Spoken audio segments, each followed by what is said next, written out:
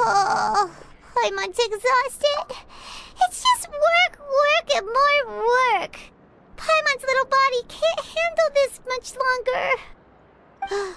Wait a sec.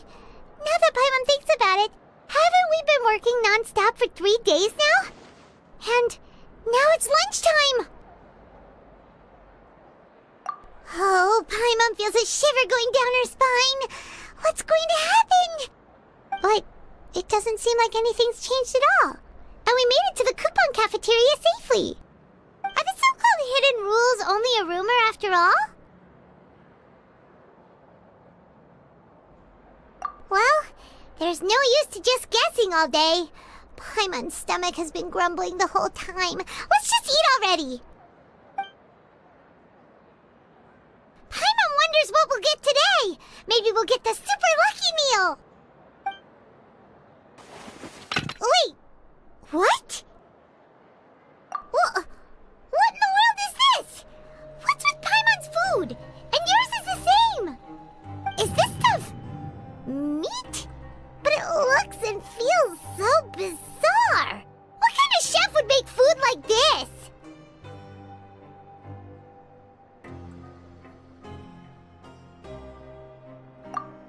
What do you think is going on? Is this the bad thing that Rowan was talking about? Your choice. Paimon was positively famished a minute ago, but now she's lost her appetite.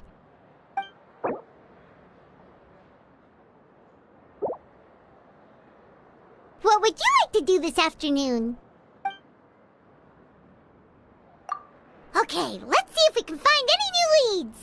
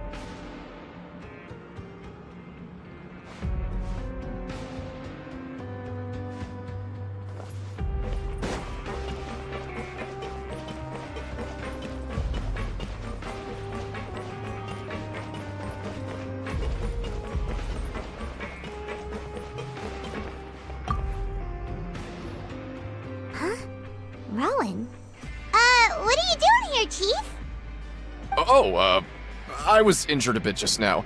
Nothing major, I think I just pulled something. Little mishaps like this are unavoidable at work, you know? Huh. Paimon wouldn't have thought someone as experienced as the Chief would still get hurt on the job. Shh. I just knew you would say that. This is pretty embarrassing. Where's Siegeween when you need her anyway? The one time I need to make a quick trip to the infirmary. Oh, you mean she wasn't in the infirmary?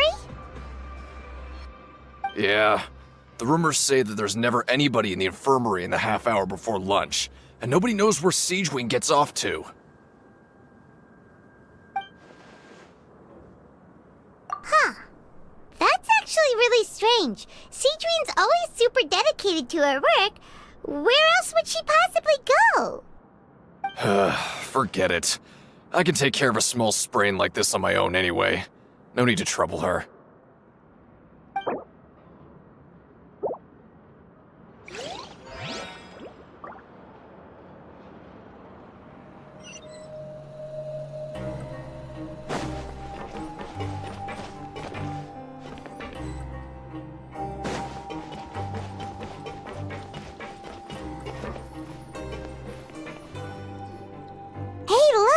There's something here! That suspicious guy peeking into the infirmary just now. Are they a fan of Siegeween? He must have dropped this. Let Paimon read it real quick! The Melusine perceive the world very differently from humans. There are significant deviations. As a result, their sense of aesthetics and beauty is also very different from that of humans. This must be taken into consideration when giving gifts. Ooh, this all sounds pretty serious. He sure did his homework. And as for the notebook, let's take it.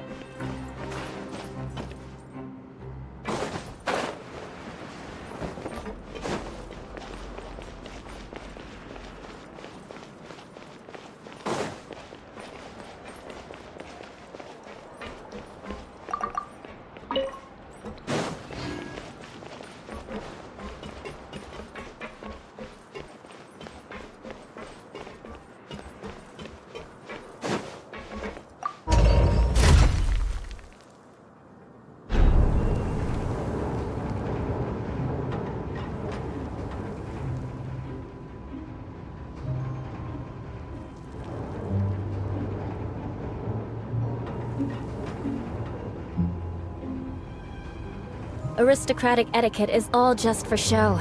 Just smile and nod along. I was forced to learn all of the rules by heart, but even I don't take them that seriously.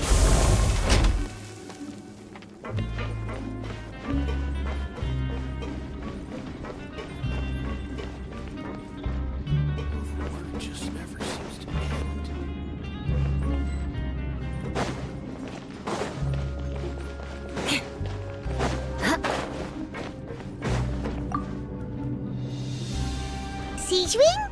Aren't you supposed to be in the infirmary? What are you doing in the production zone? Hello, Traveler. Paimon. Everyone's usually busy around now, and we don't have any patients to look after in the infirmary. I thought I'd come here and enjoy the sight of everyone hard at work. Enjoy? What's there to enjoy here? It's really worth watching. I often stand here and observe everyone. Humans are just so interesting and adorable. I like to watch your expressions while you work. Are you talking about pets or people? Oh, I can see why you think that, but you shouldn't jump to conclusions. See, we Melusines are a different species, and we see the world very differently from humans. It's very easy for me to observe everyone's condition. All it takes is one look, and I can tell which workers are exhausted. Wait, Melusines can see that? Huh. That does sound useful for being a nurse. Yes, running around tending to everyone's health is very fulfilling. But I'd much prefer it if you're all happy and free from exhaustion and pain in the first place. Take care of your body and make sure you eat well. Always rest when you're tired from work and don't push yourself too hard.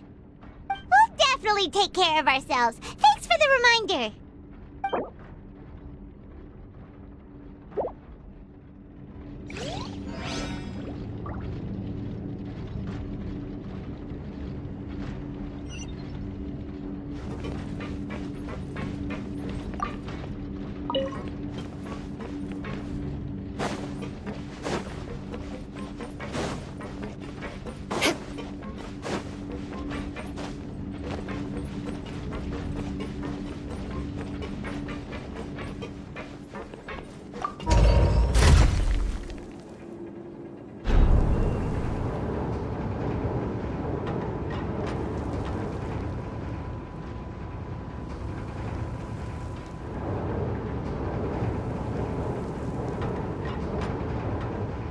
You want to learn some Favonia's blade work?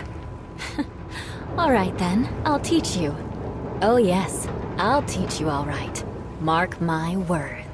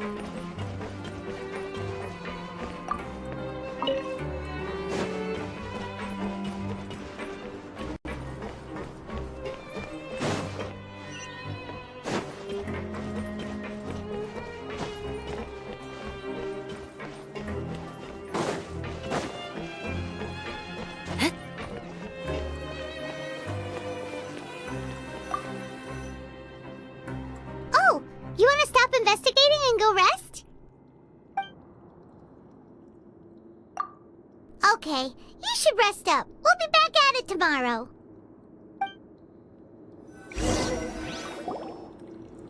So after working a few days straight, we got some strange meat in our lunch. What was that all about? Has our investigation turned up anything useful recently? Really?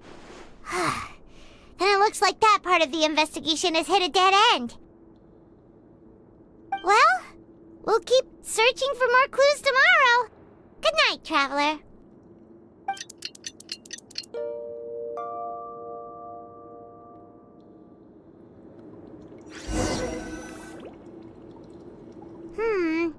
Maybe we can make some progress in our investigation today. What do you have planned for us?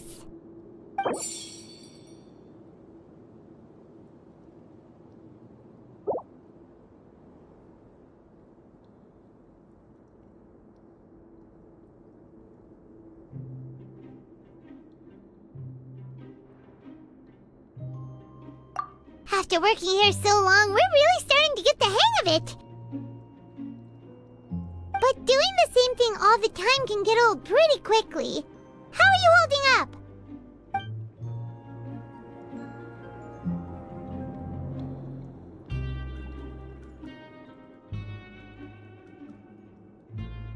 Yeah, it's good to kick back and relax once in a while.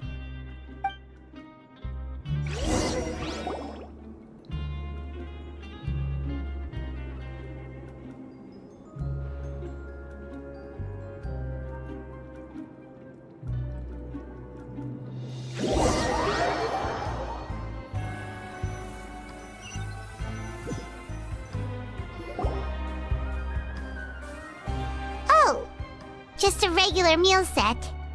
Guess Paimon shouldn't get her hopes up. What would you like to do this afternoon? Maybe we'll be able to find some leads there. Grab yourself a welfare meal.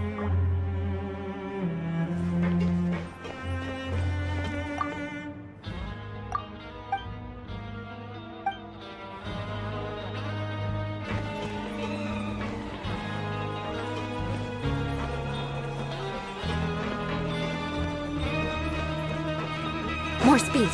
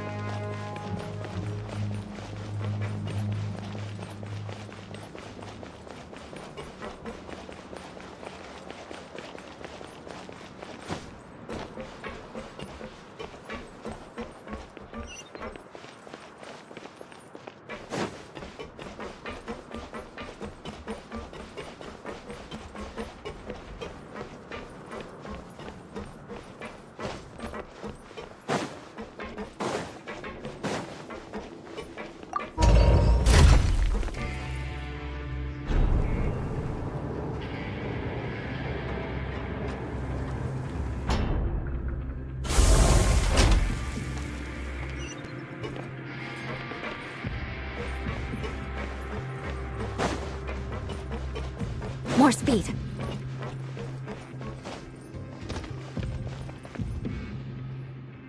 Oh, you must be the Traveler, huh? Sorry, mate, but competitors as strong as you are prohibited from participating. I don't make the rules, mind you, but I was given very specific instructions. Even convicts value their lives, don't they? I hope you can understand. But we have a game here that'll let you show off your strength, and you'll even earn some credit coupons in the process. What do you think? Interested? And if we lose the game, will it cost us credit coupons? Of course. That's the cruel reality facing every competitor in a place like the Pancration Ring. Okay, great. Let me walk you through the rules. The targets in front of you will pop up one after another. You'll need to hit the targets in the same order that they popped up. If you can complete a few rounds in a row with no mistakes, then you'll win credit coupons. But the second you mess up the order, you'll lose. Game over. The game costs 300 credit coupons to have it go. So, you up for it? Thanks for your patronage, mate. Now, let the game begin.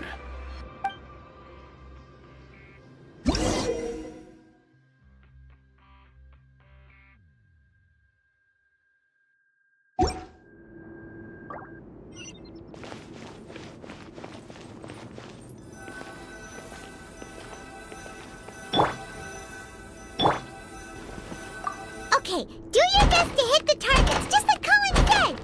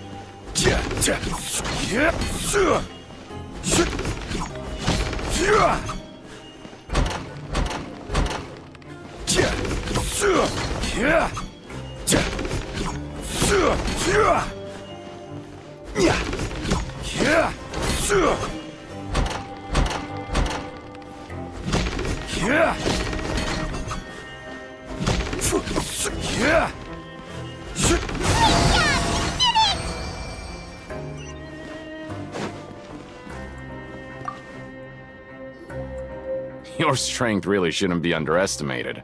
Now I get why you're prohibited from participating in any official fights. Nobody who values their life would be willing to get in the ring with you.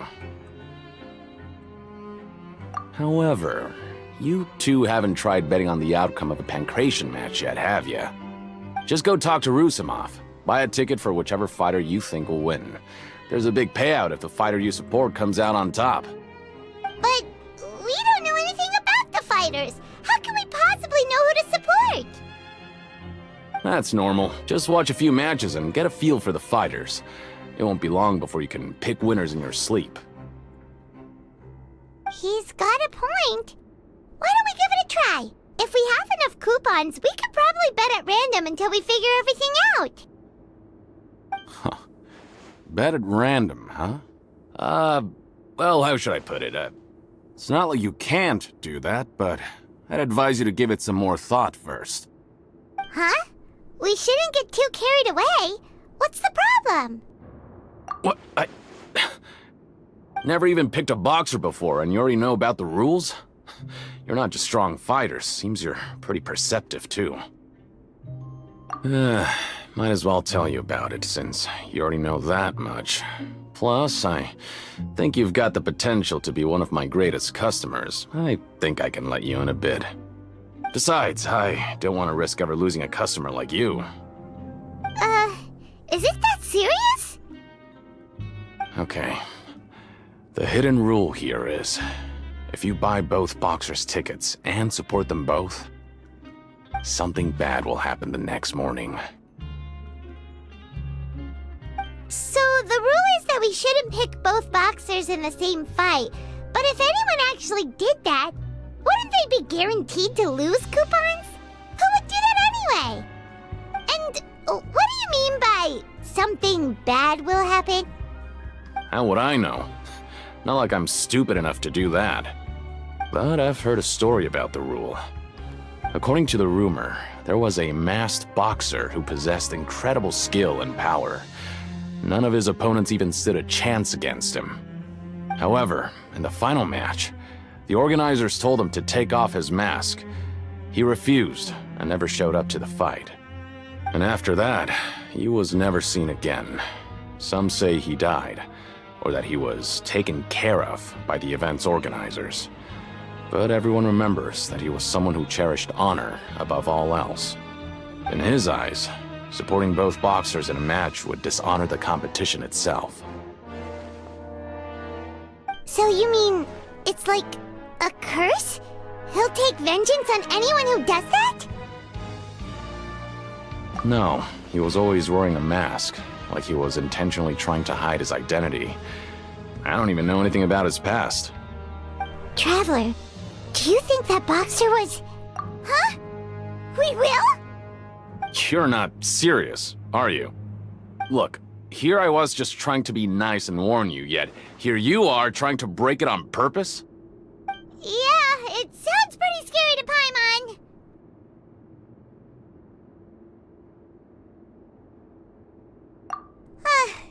Seems you've made up your mind. Just be sure to protect Paimon, okay? Betting on both fighters will set you back about 3,000 credit coupons. If you have enough, then go ahead and give it a try. Just don't come running back to me if something happens.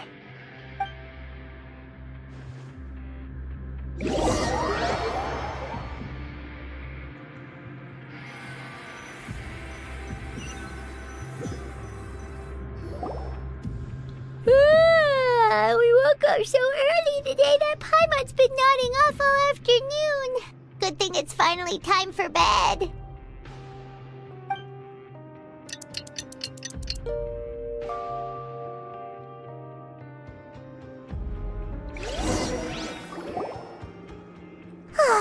The dawn of a new day.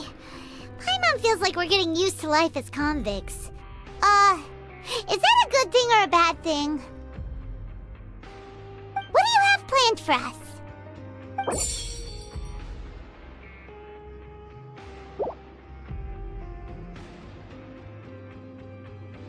After working here so long, we're really starting to get the hang of it. But doing the same thing all the time can get old. Yeah, it's good to kick back and relax once in a while.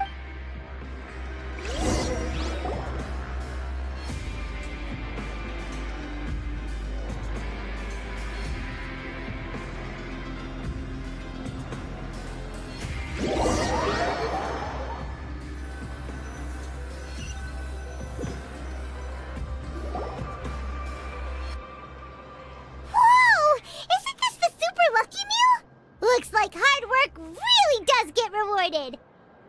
Paimon's gonna take her time and savor every bite.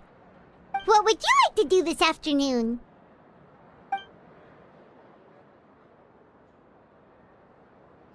Maybe we'll be able to find some leads there.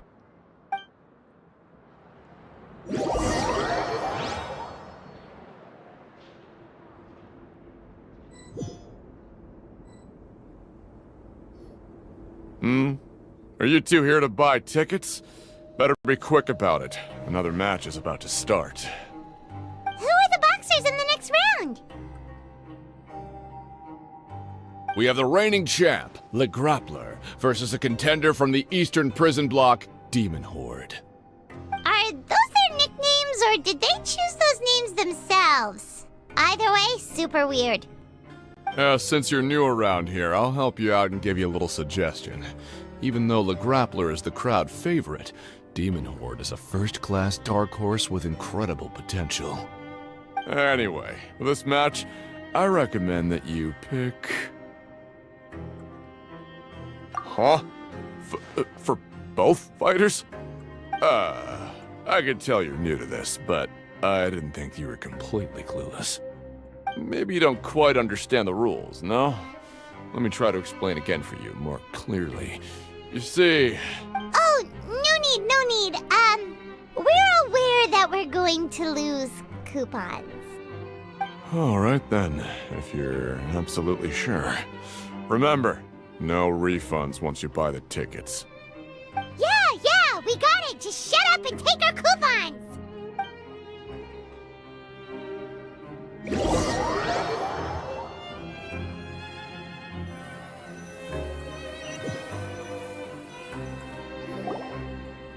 Aw, looks like we won't get a chance to sleep in as long as we're here.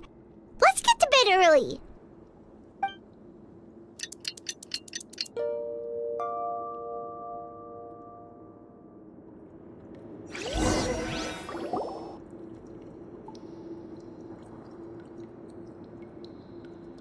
Hey, traveler, Paimon. Package here for you. The next time you buy something, go pick it up yourself. I'm not a delivery man, you know. Huh? A package? For us? Did you buy something, traveler? Paimon's not quite awake yet, so why don't you go take a look? Ah, right! Yesterday we broke the hidden rule and bought tickets for both boxers. Oh, maybe this package is the bad thing that Colin said would happen. Paimon suddenly feels wide awake. Wait, maybe let Paimon go hide somewhere first. Just call Paimon after you opened it. Hey, wait! Paimon's still here! Don't open it! Ah! Huh? What is it? Are you okay? Let Paimon take a peek too. Oh, it's just a small bottle. But the color of the liquid inside looks so wrong. Almost like...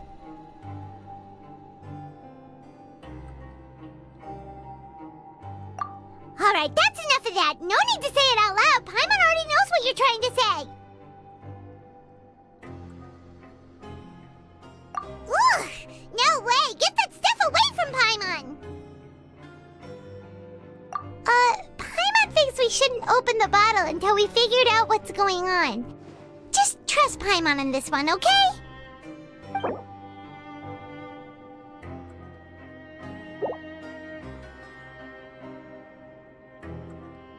What do you have planned for us?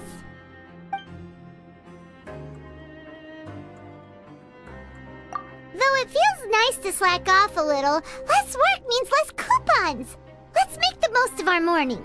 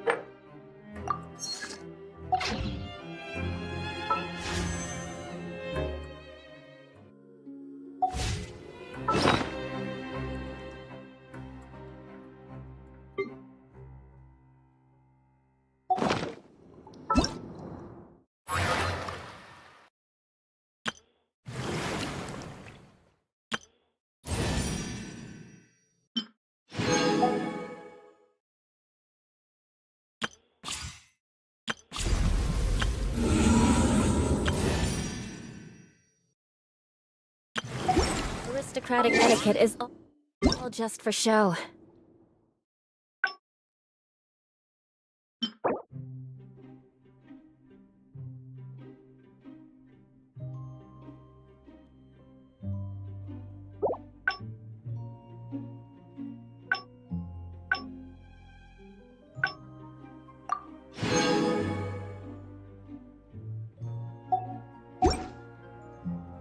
Just smile and not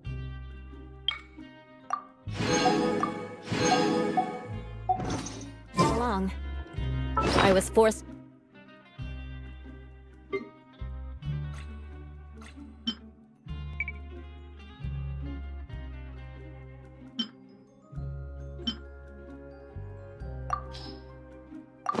learn all of the rules by heart, but even I don't take them that seriously.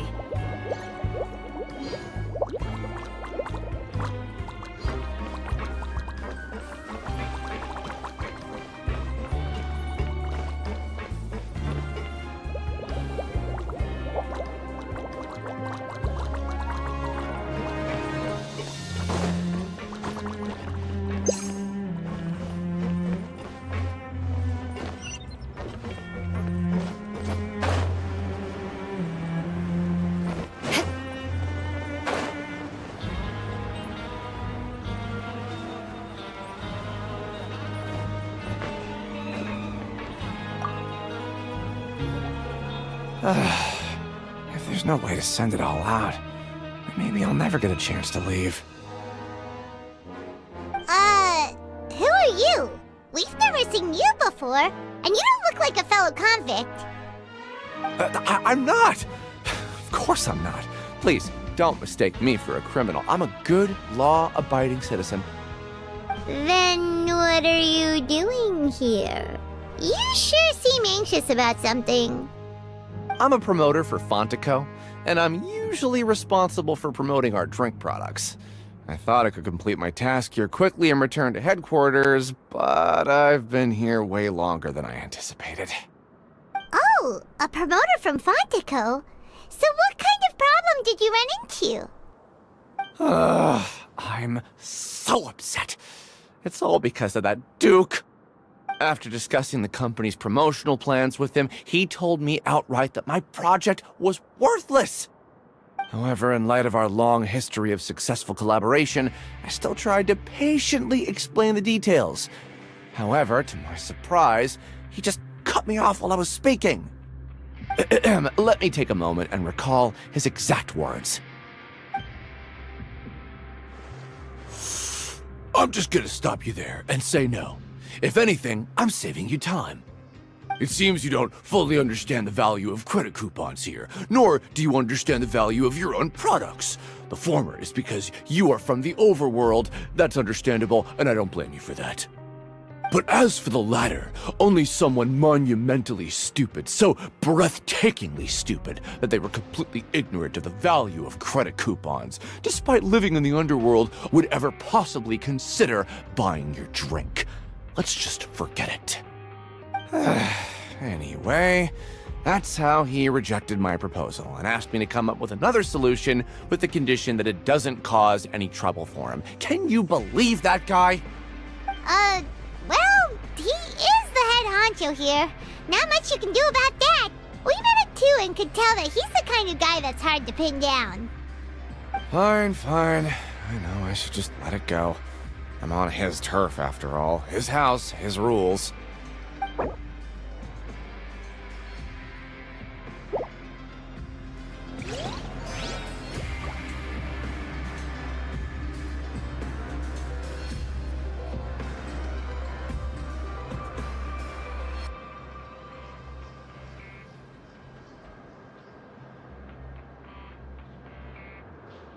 Knights and aristocrats share the same cultural heritage, but the knights had enough sense to do away with all the superfluous detail.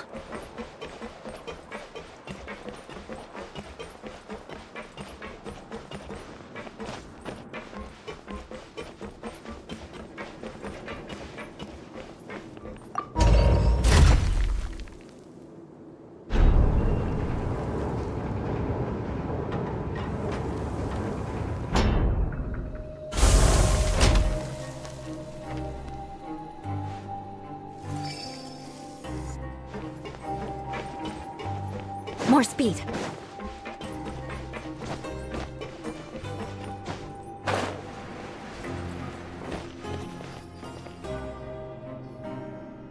Hey, what are these papers scattered all over the ground? Are they registration forms or something? Maybe not. Every page has the Fontaine symbol on it. Maybe it's some flyers from the company. Okay. But if someone catches us, they could accuse us of trying to steal the company's secrets, couldn't they? Oh, you're right. Guess there's nothing to worry about then. Let Paimon have a look here. Without assistance from the Fontaine Research Institute, development of the new product has been slow, and some researchers on the project have voiced concerns. We have no choice but to let the new product undergo the first phase of promotional trials without a designated name or packaging. We will adjust the direction of future development according to feedback. We have decided to only conduct closed, small-scale... Sure doesn't seem like anything unusual. The company is just trying to develop some new products besides Fanta. But it sounds like things aren't going well at all.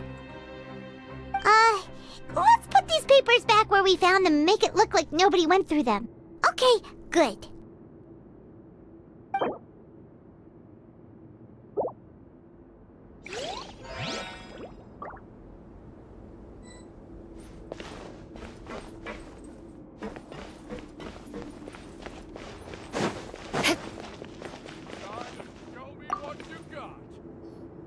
Hey, I heard you crazy fools really did it. You bought tickets to support both fighters, didn't ya? Well, did anything happen? Well, the next day we received a mysterious package, but we still haven't made any sense of the contents. So it is real. You didn't become cursed or anything like that, did ya? Are you both still okay? Wait, are you sure that it's still you controlling your bodies right now?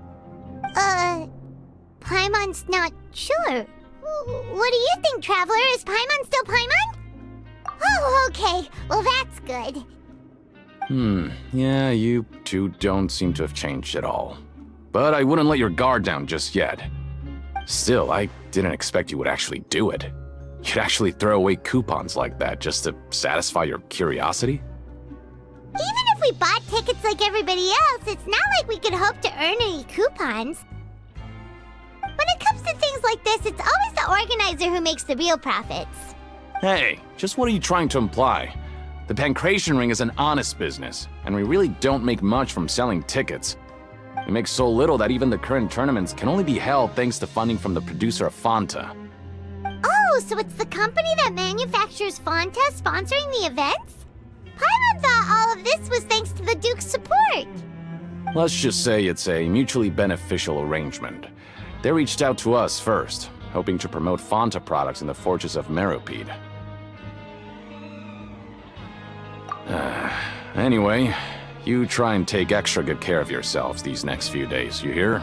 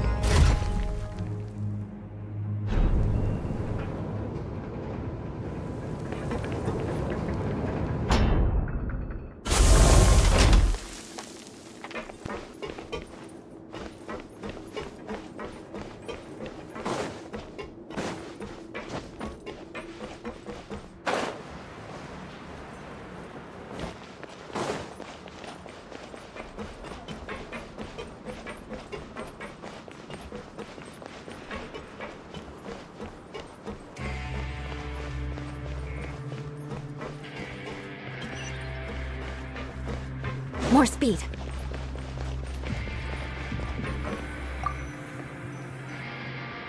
Huh. We ended up here without even thinking about it. Want to grab something to eat? Alright. But remember that we bought practice time with coupons, so let's make better use of it next time.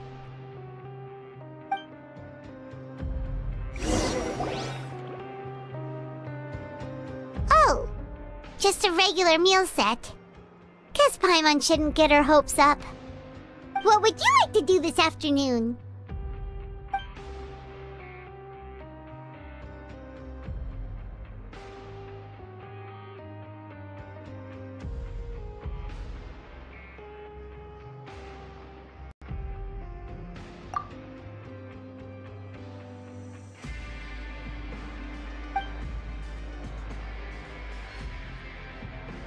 After working here so long, we're really starting to get... But doing this... Yeah, it's good to kick back and relax when...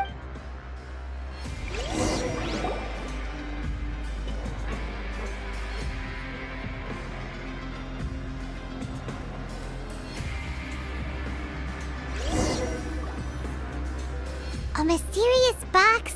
A bottle of crimson liquid? Paimon still doesn't know what to make of it. Do you have any ideas, Traveler? Really? Then it looks like that part of the investigation led us nowhere. Well, maybe we'll have better luck tomorrow. Good night, Traveler.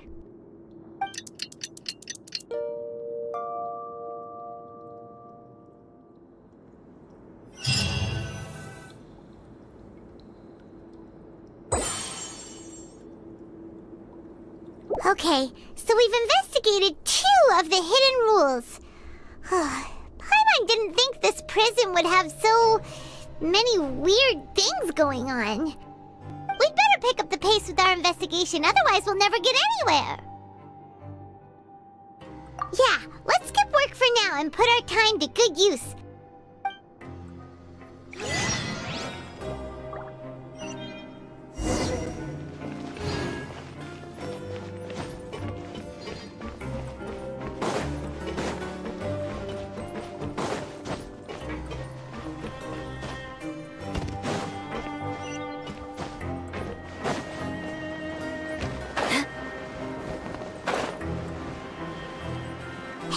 Isn't that Vidoc over there?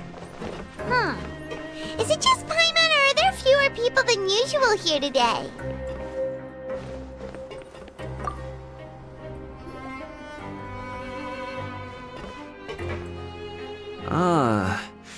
Seeing you at this time must mean you've already saved up a lot of credit coupons. Or at least enough to skip work.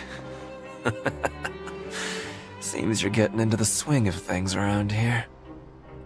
Impressive. Very impressive. So, now can you tell us about the hidden rules you know? If that's what you want to know, I guess you couldn't have come at a better time. Huh? What do you mean it's a good time? Leonid and those other pesky broke urchins have all gone to work in the production zone. I wouldn't want them listening in without paying up. We get it! Just tell us already! So, you know those pipes that make strange sounds? Don't ever, ever go near them at night. Even if you manage to avoid the guards, you might find something even more terrible there. Something even more terrible? Like what? A group of cannibals. Cannibals? In the Fortress of Meripede? Every month, they meet a few times in the dead of night. Rumor has it they might be connected to the people that have disappeared here. But what's even scarier is that they have a special proclivity.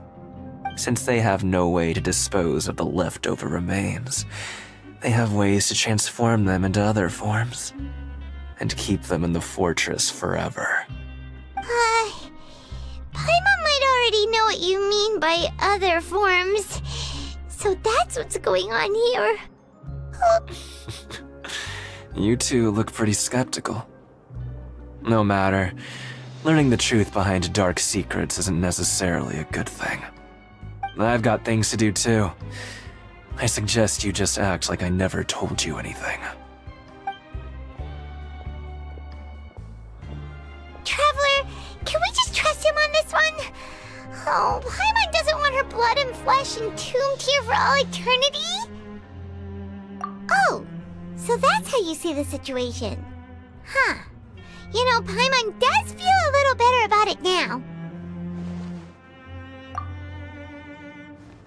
When will all the secrets end?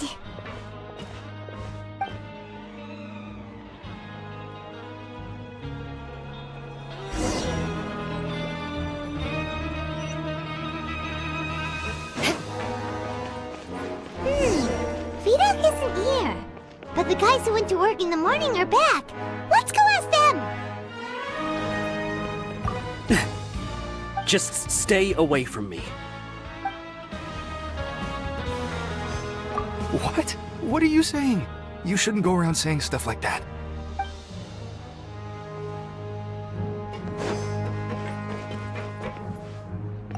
What are you talking about? Listen, you should keep your nose out of other people's business. Their attitude sure is suspicious. Like they're trying to avoid us. But if they're being so obvious about acting weirdly, do you think they might just be trying to lure us in? Oh, this is all getting way too creepy for Paimon. So you mean we still need to investigate some more? Okay, if you say so.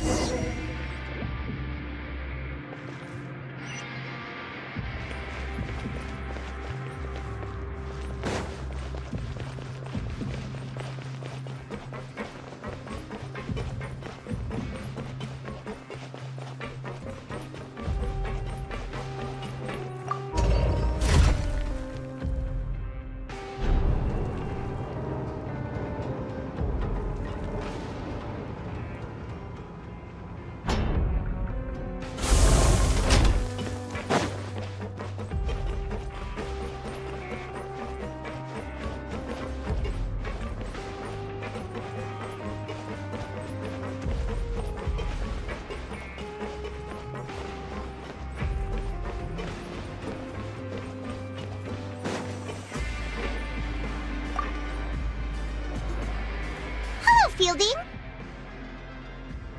What do you want? Criminals like you ought to be working right now. Catch my drift. We just want to ask you a simple question. Have you ever discovered anything odd during your nighttime patrols? Why are you asking about something like that? Whatever happens at night isn't your concern. All you need to worry about is getting enough sleep. Well...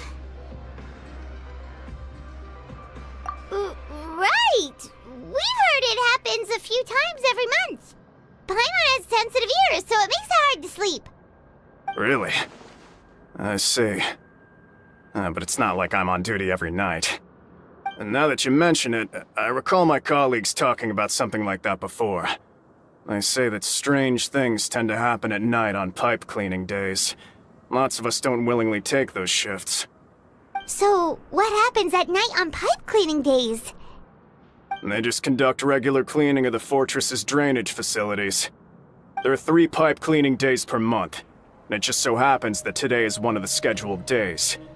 You can try to confirm the sounds tonight if you want, and if they're real, then I can report the issue to my superiors for you. Oh, okay. Then we'll keep both ears out tonight. If that's all, then I'll be leaving now. I advise you not to try anything funny, though. Even if I'm not on duty tonight, someone will still be watching you. Don't worry, we don't want any time added to our sentences. Oh, he left. So what do you think about the pipe cleaning days he mentioned? Right, both are a possibility. But Fielding did say that tonight is a cleaning night. Paimon knew you would say that. Alright, sounds like we'll be up all night tonight then. Paimon just hopes the guards don't catch us.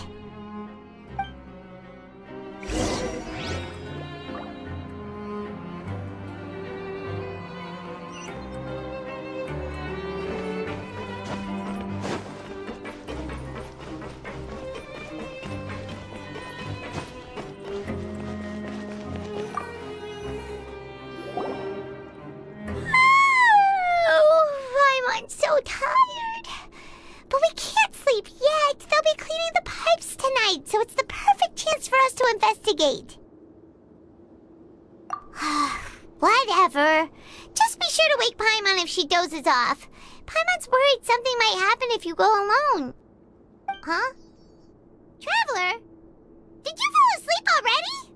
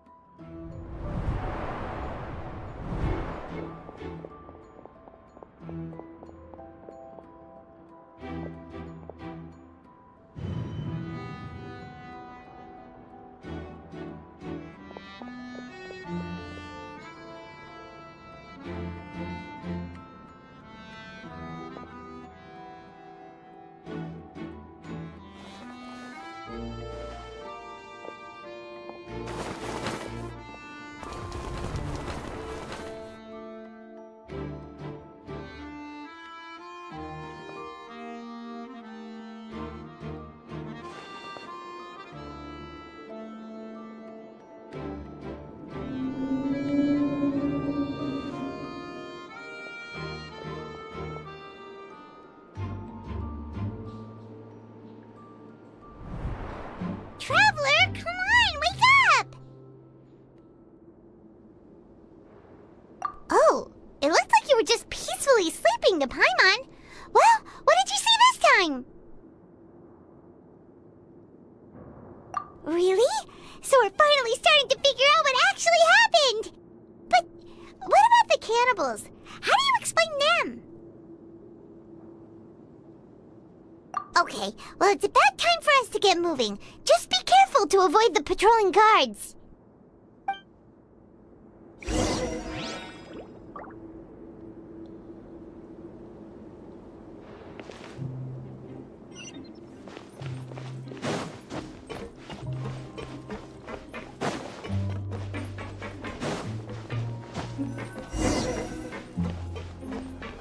Shh! Careful! We'll get in trouble if the guards catch us.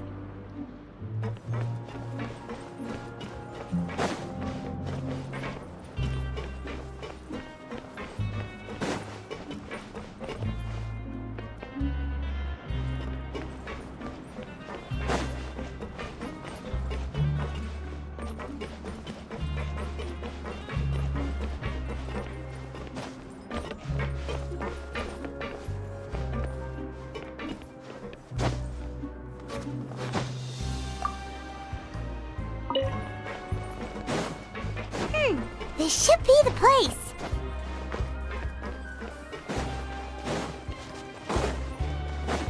More speed.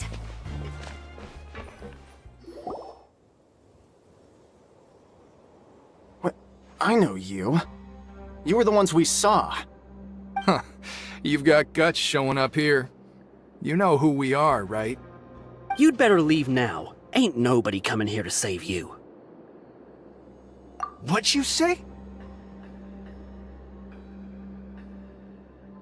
Yeah, so what if they were?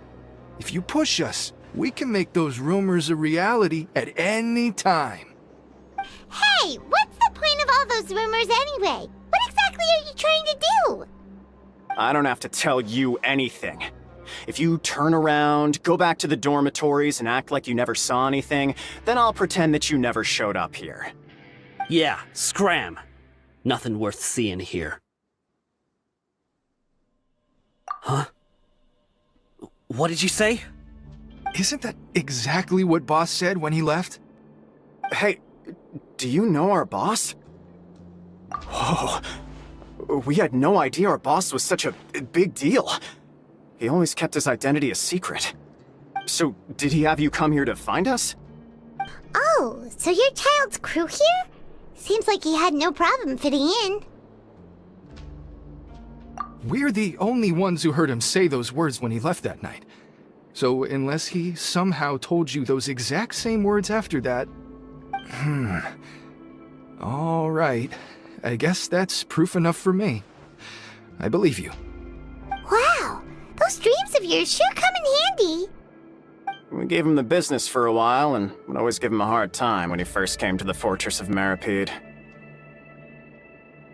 But here in the fortress, the strong will always earn respect.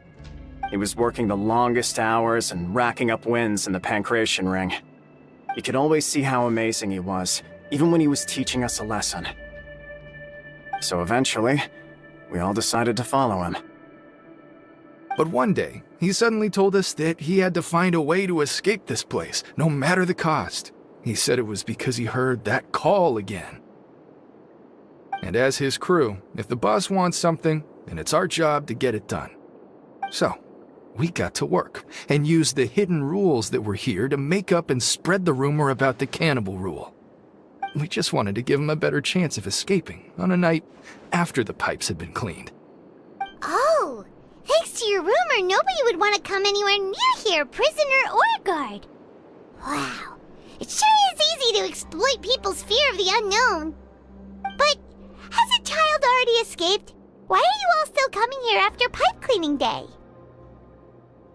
Because as far as we know, the pipe he went into isn't actually an exit. It should be a dead end.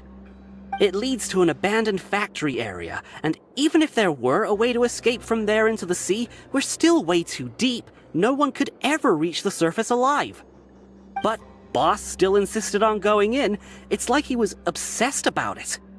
So we told him that we'd pretend as if he never existed while he was gone. And that if he wanted to come back, he should wait for nighttime on a pipe cleaning day. That way, we could meet him here and help cover the whole thing up. So you come and wait here through the night a few times a month just because of that promise? Yeah, but it's been so long now. We already know in our hearts that he must have managed to escape somehow. Is it also possible that something unfortunate happened to him? Nothing could ever defeat Boss or slow him down. It's one thing we know for sure. Okay. Paimon was just brainstorming possibilities.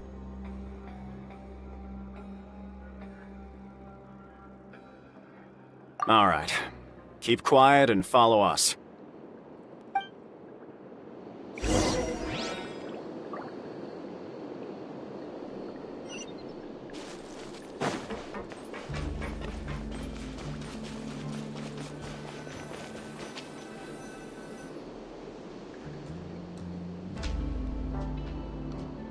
The way up from here has been sealed off. It's impossible to get through. Boss left by going down from here. It wasn't full of water at the time. Later, we came back hoping to have a look. That's when we found out it had been completely flooded. It's impossible to navigate unless you're an extremely skilled diver. Do you think Child got trapped by the water? Not likely. We all know that Boss was an incredible swimmer. Really? Then have him come investigate, pronto. Just be sure to tell us if you get any news about Boss. It's getting late. We should leave before the guards come this way. Yeah, we learned a lot about what happened to Child here. Let's get going!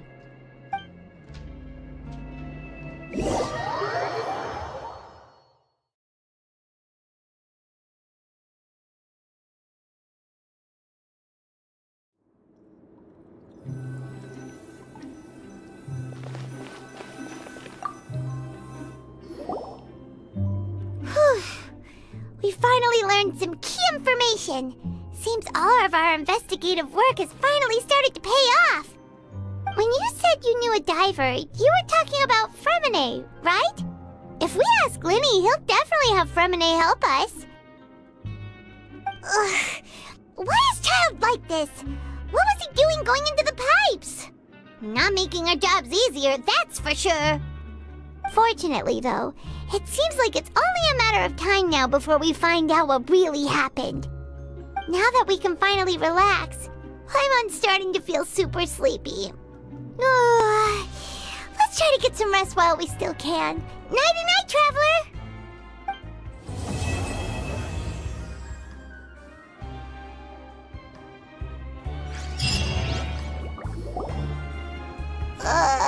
It's morning already? Oh, Paimon still needs more sleep. Huh? Wait, look over there! Isn't that... It's one of Linny's cards! Let Paimon see what's written on it! Maybe you haven't heard, but today is the monthly free day. Everyone has the day off today, which makes it the perfect time to do some investigating. It's been a while since we last talked. Have you been making any progress lately? Let's meet at our usual spot in the factory area before lunchtime. I have new information. Ooh, today's our lucky day. We have the day off. From the sound of it, Lenny's been making progress with his investigation. Wonder what he's discovered. We still have some time before we meet up.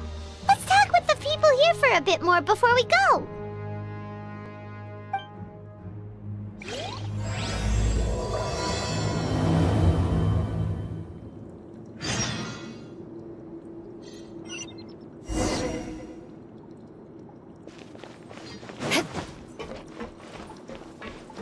More speed.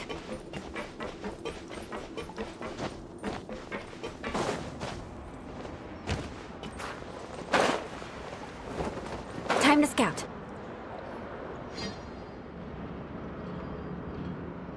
Look! There are some people talking over there! Let's listen in on the conversation.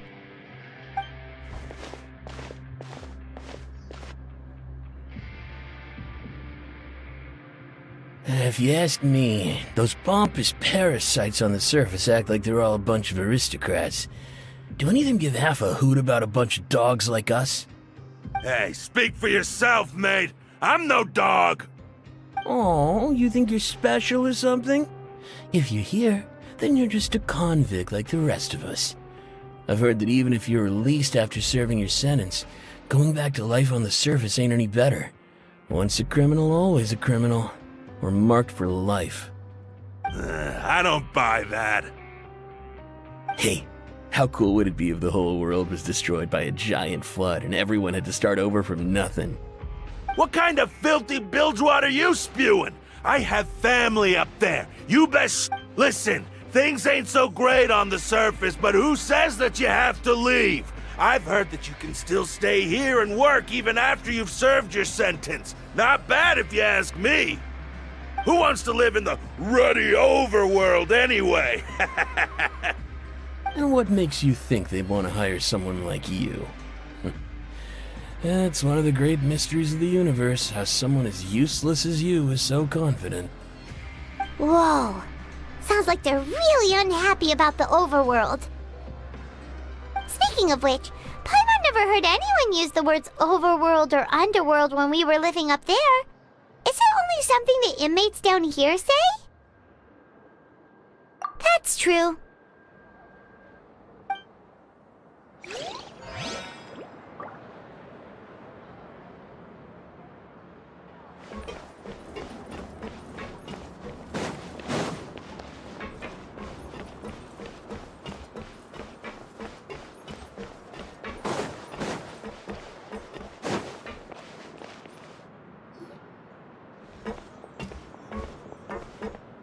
There's a group of people over there. Let's go listen in. So I said, that's not a faucet. Hey, who are you two? Why'd you come over all of a sudden? Oh, sorry for eavesdropping. Sounds like you were talking about something private. What's the matter? They're just looking to join in on our fun, that's all. Hey, don't pretend like it's okay for them to just interrupt us like that. Yeah, fine. You're lucky we don't mind extroverts that much. You hear that, Quisto? What nice! Your expressions tell me you're looking to hear some juicy info, am I right? But before that, it just so happens that I know you two. Really? Are we that famous? You're kidding. How often does anyone get a personal tour led by His Grace himself? Practically everyone was talking about it. Word has it that you also caused quite the kerfuffle. A little mistake, huh? I like the way you put it. You see, people with a good attitude can join our group anytime, unlike some of the others here. Your group? I'm Quisto, and this is Lavaroon. People usually call us the Bombshell Bros, but don't worry. We're not playing with bombs or anything. It's just that our information is always so explosive, and we blow minds on the regular. So, you two really like to gossip? Whew, you sure know how to embellish. No. You don't get it. Knowing intelligence will make things better for you here. For example, knowing who's working with whom, who has the latest rumors, who's not getting along. Wouldn't you like to know all that? Whoa, all this info's worth something, you know? You should prove you're worthy of it. I don't mind him. Quisto's always this way. Just play nice and say something to massage his ego. The welfare meals. Talk about the welfare meals. Right! That meal we had yesterday was super delicious. Paimon can still taste it whenever she closes her eyes. Is that so? To tell you the truth, I've been helping out with making those welfare meals. I've been working as a kitchen assistant for about a month and a half now. Oh, so you're the one who made those delicious steaks. Amazing! You could be a professional chef. You are correct. I am a true professional. In fact, I even went to culinary school. But enough about that. Since you like my cooking, I guess that means we share similar tastes.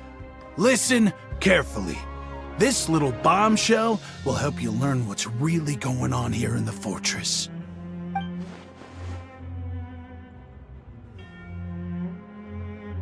Listen, kids. The power structure within the fortress is quite complicated. The overworlders couldn't care less about us down here. We're basically dogs to them. You've already met the one person here you should never cross, the Duke, Wriothesley. He knows more than you think. And if he doesn't care about something, then he often doesn't bother dealing with it. Those who have the Duke's attention get all kinds of special perks, even better treatment in the infirmary. I know who you mean. It's that Jurier character, right? I don't think there's anything useful about him at all. Why does he visit the infirmary practically every day? Is it normal for anyone to be going in and out of there so often? If you ask me, he's just faking it to get out of work. But did you know that Jurier was a talented researcher from the Fontaine Research Institute before he came here? There's no denying that. I don't care if he was a researcher that could turn dirt into Mora. Once you're in the fortress of Meripede, you're just another inmate like everybody else.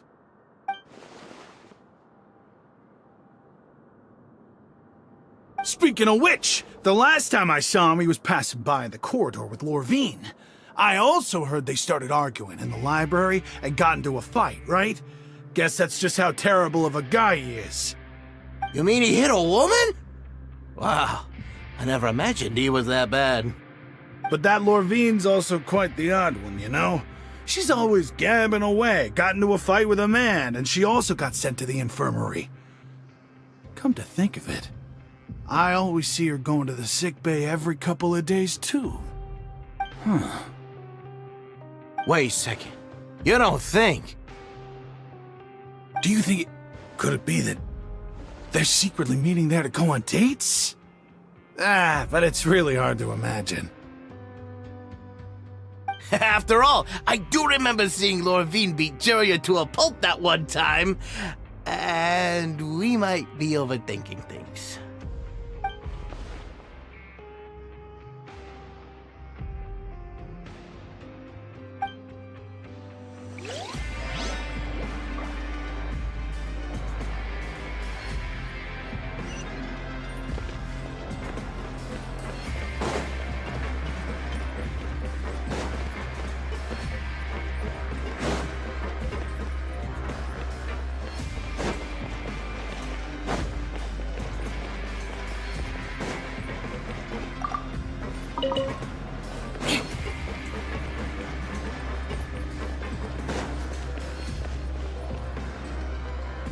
Hey, you over there?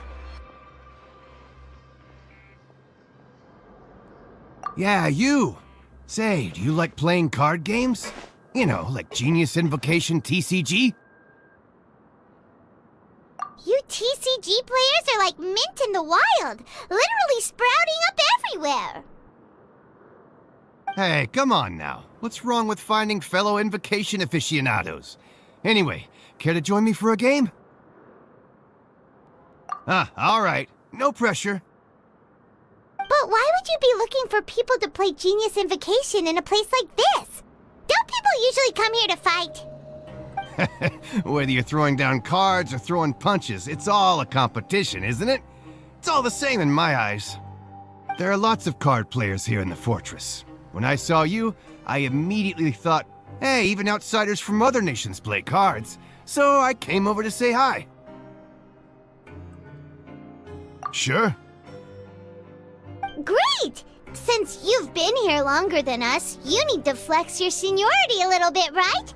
Maybe you could start by telling us newcomers some stories about this place. I thought you would have already heard everything by now. All right, then. Did you have anything specific in mind? Or do you want me to just pick a topic? Why don't you pick? We'll let you know if we've heard it already. All right. Have you heard any strange rumors since you've arrived?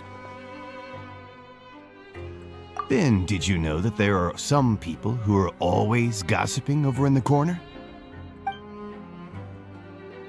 There are two guys who are always skulking around in the corners of corridors gossiping. The bigger guy is Quisto, and the skinny one is Lavaroon. People call them the Bombshell Bros. I never really found their gossip very mind-blowing. It's pretty much just the same stuff that I hear about when I'm at work every day. If you're interested, you can go talk with them. They tend to talk a lot of nonsense, but they aren't exactly bad. Good to know. Do you have anything else to tell us? Let me think. Sounds like you want to hear something a little more tantalizing. Oh, did you know that the Duke was also a convict in the fortress of Meripede before? Huh? Wait, are you serious? That's right. The Duke was an inmate just like you and me. Seems he was exiled here for committing some crime. Who knows how he ended up rising up to become the warden, though. To go from an ordinary inmate to becoming the manager of the whole place? I'm not gonna lie, I kinda respect that. A forbidden zone? Sounds like something that someone just made up. I've never heard of that. Where did you hear about it? It's just a rumor we've been hearing, but no worries if you've never heard of it. Do you have anything else you can tell us? Anything else? Not that I can think of, but I'll be sure to tell you anything interesting I hear next time. You'll have to play a game of Genius Invocation with me first, though. Okay, we've talked to just about everyone, and it's about time for us to go meet Linny. According to the card he left us, we should go meet him in the production zone.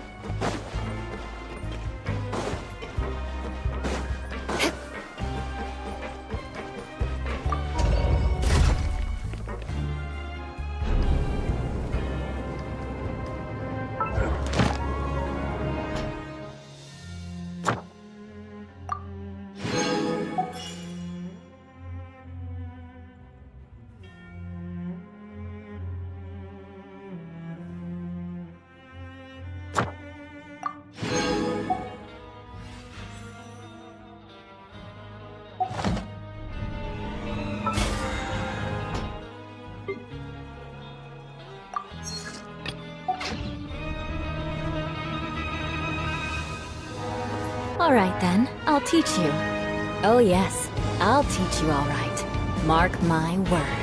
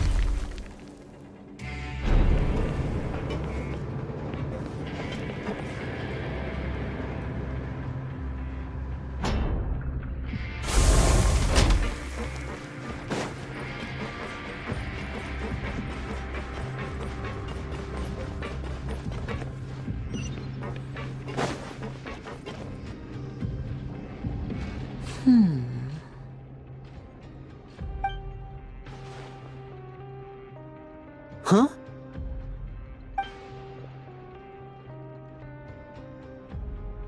That look in your eyes. You found something? Hey, this is no time to be modest. Just tell him we found a boatload of information.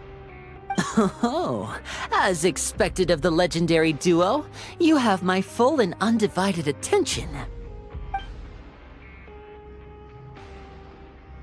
Huh. I'd have never guessed that myself. The rumors swirling about this place are unreliable after all, and Master Child probably went missing because he found a way out. He is a Harbinger after all. I suppose he's much more resourceful than I initially gave him credit for. Unfortunately, this isn't enough for our final report to Father. We need to find out Master Child's exact whereabouts. Father told me that even though Master Child said he was just coming to Fontaine for a vacation, he actually had some personal reasons. His agenda might be linked to his disappearance.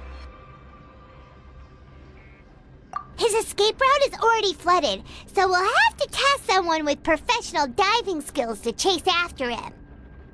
Well, when you put it that way, it's obvious that only Fremine would be up to the task. Bingo! Is he around? He's working today. Coming here as a group would have attracted too much attention. I'll talk to him about it later. It's the least I can do. We're all in this together, so it's only fair for us to fulfill our end of the bargain. Honestly, I'm far more impressed by you guys managing to collect all this information right under Wriothesley's watchful eyes.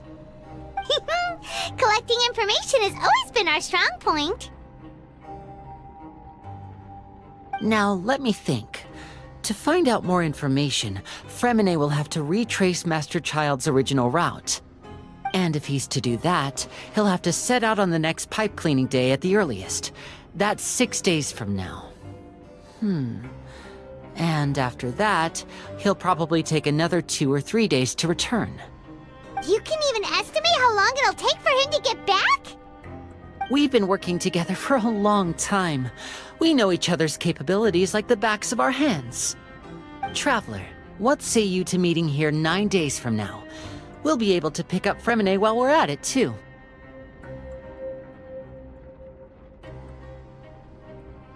Oh, and there's just one last thing we'd like your help with.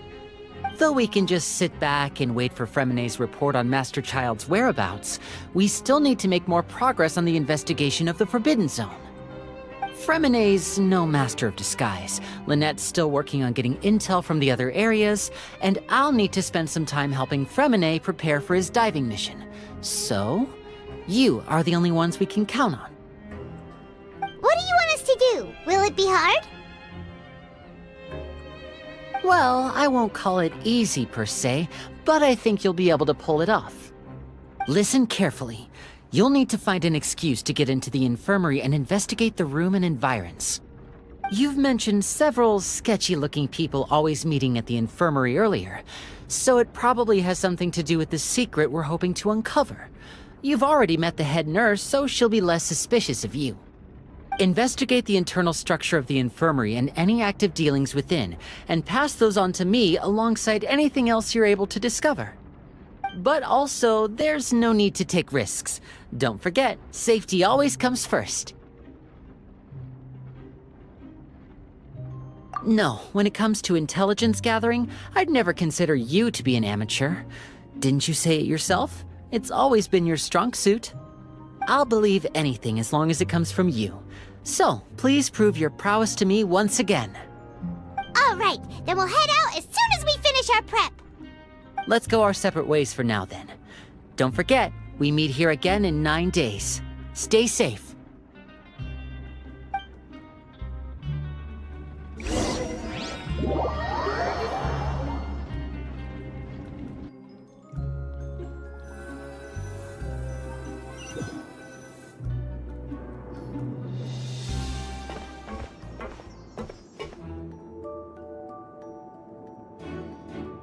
Hey, stay here for now. Paimon will take a peek.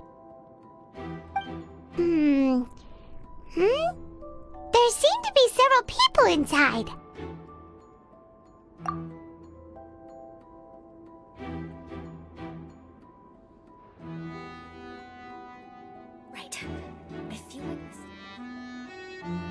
It's not impossible. So...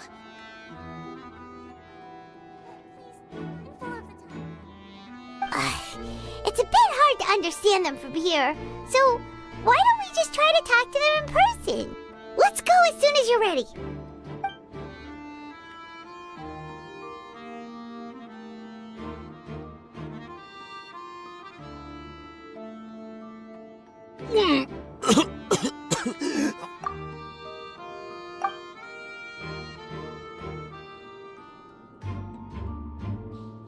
Someone! Please help!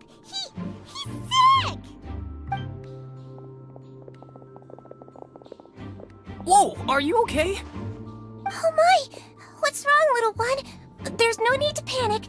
Take a deep breath before you begin. The traveler started complaining of a stomachache, and then nausea, and then collapsed onto the ground. Paimon doesn't know what to do. Freezing limbs, twitching fingers, and pale complexion. Could it be poison? Let me take a look. Please, lie down over here.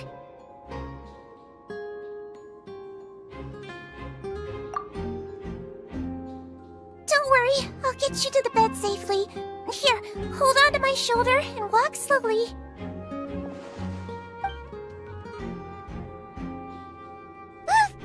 You can do it, traveler! Don't apologize. You're sick after all. Now, please relax. I'm just going to do a preliminary checkup on you.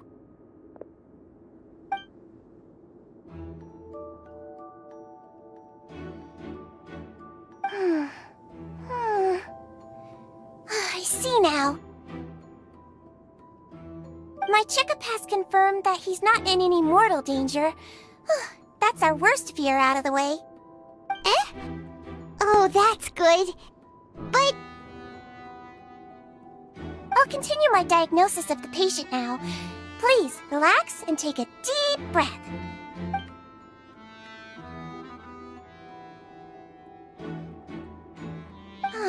Don't sense serious damage to your organs either. Does it hurt when I press here? And here? Huh? But based on my initial checkup, there shouldn't be a problem here. How strange.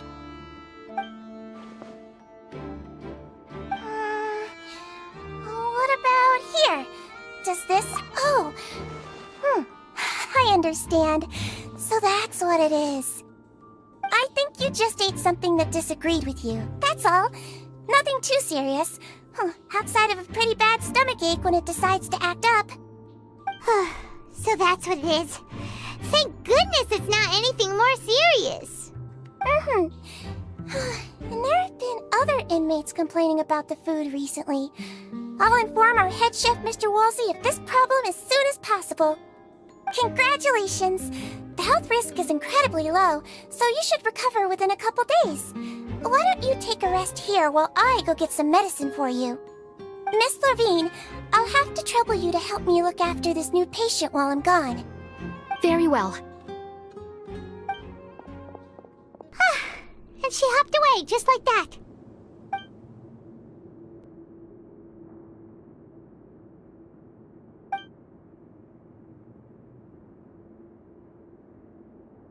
Hello. So how are you feeling now?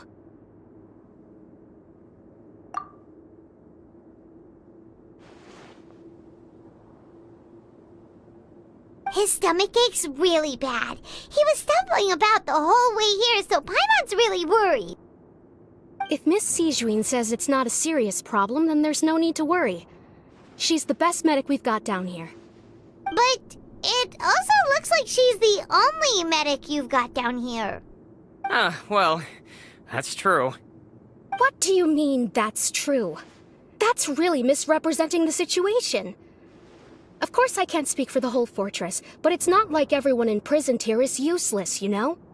Though they may have committed crimes and gotten locked up here as a result, they still know a thing or two about medicine, and they help Miss Sijuin take care of the sick and injured. Yeah, you're right. But did you have to lecture me about it in front of another patient? Aren't you a patient too? Where did all your energy come from? That's correct. Sorry, I got a bit ahead of myself. Are you two also sick? We've been sick a while. I come back every once in a while for checkups, and to pick up the medicines Miss Siegewien prescribes for us. That's just the nature of chronic illnesses. As for her... you could say she fancies herself as Miss Siegewien's capable helper because she learned a bit of medical knowledge ages ago. Please watch your mouth, Mr. Jurier. Don't forget that you are the primary reason I have frequent heart palpitations. Hey, don't start arguing now! Please, keep it civil at least!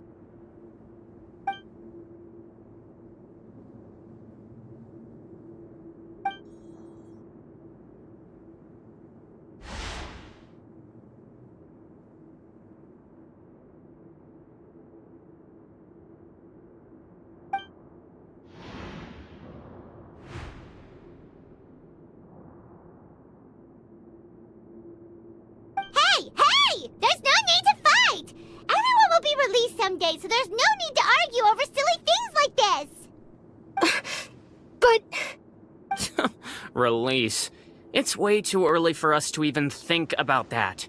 And who the heck knows if we'd even be able to continue our previous lives?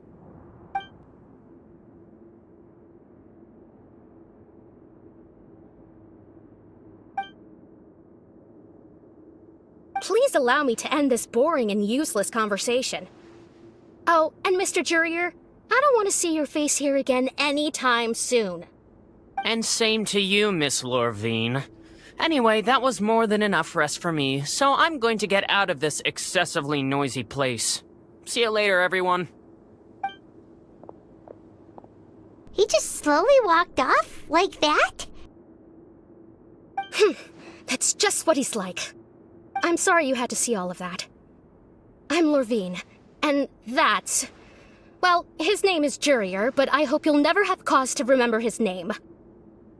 You really can't stand him, huh? I mean, can you blame me? Who would like someone who's as arrogant and obsessed with weird research topics as he is? But there's no need to keep dwelling on him. I'll accompany you two for a while. Miss Siegewien should be back soon, and I'm sure you'll feel better as soon as you've had some of her medicine. No, it's nothing. I'm back! Did you rest like you promised?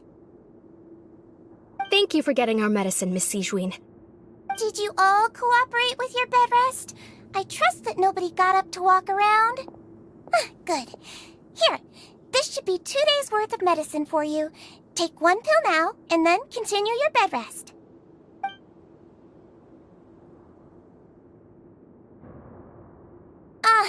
Miss Lorvine, I left in a bit of a hurry just now.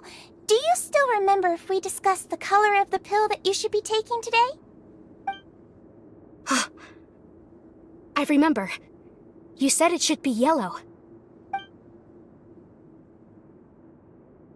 Yellow, huh? I understand. These are yours. Please, make sure to go to bed early after taking them tonight. You'll benefit from a good night's sleep. All right, then I'll also be on my way now. I hope you feel better soon, too. See ya! I'm going to fill out your medical record now. You're widely known as the Traveler, right? I just want to double-check a few details, if that's all right with you. Those two made quite the commotion just now, so why don't we let the Traveler rest? Paimon can answer the questions instead. So his primary symptoms are abdominal pain with secondary symptoms of nausea. Is there anything else? That's it. All right then. Is there anything we should know besides to take the meds? No, his base constitution is quite good, so I'm sure he'll recover quite quickly after taking the medicine. Please make sure to stick to bland or less stimulating foods, and don't stay up too late at night. Got it. Paimon will hold the Traveler to that for sure.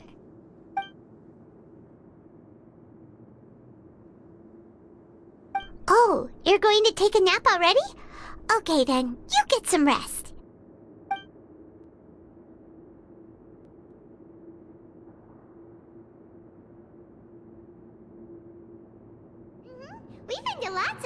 sleep together. He may look a bit under the weather now, but he's actually super strong. So you're the best of companions. Well, don't worry. He'll recover soon.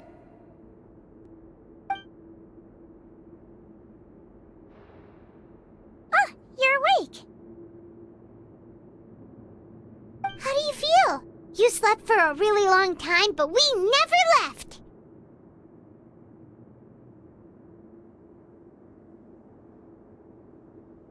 Well, now you can go back without a worry in the world. Remember to take your meds regularly, and remember bland foods. Mm-hmm. Thank you, Miss Sigeween.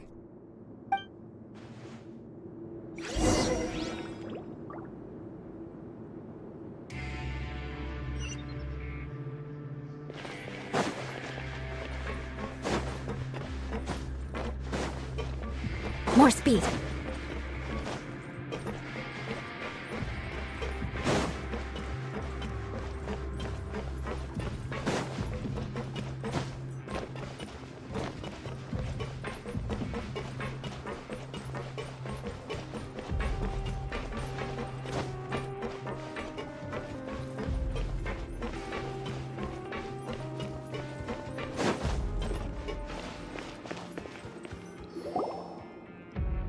You really are something. To be able to fall asleep like that and even sleep talk the entire time, you scared Paimon half to death! No, but you kept mumbling things along the lines of, Pyron, don't take my grilled fish, and put down the Adeptus Temptation now! Paimon talked with Sigeween the entire time you were asleep. She seems like she's just a sincere nurse, and Paimon didn't notice anything unusual in the room. Are you sure we're not going off track with the infirmary?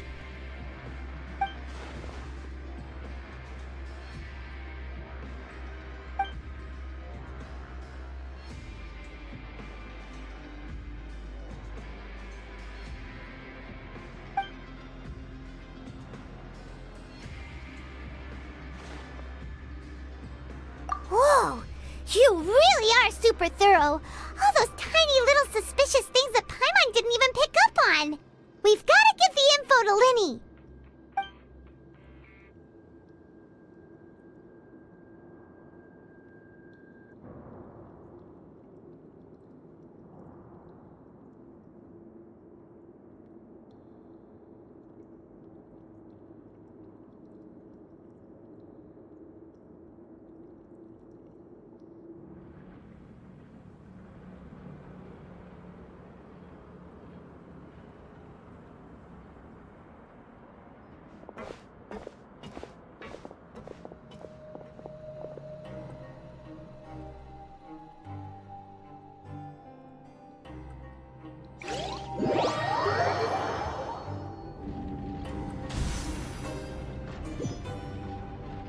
Today's the day! Let's go meet up with Linny!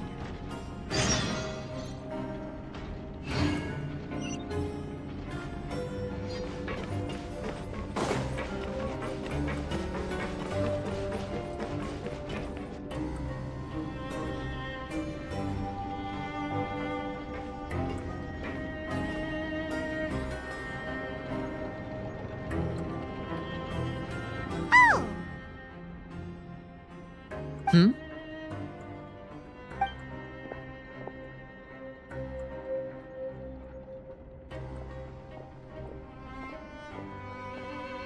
Did you two run into any trouble over the past few days?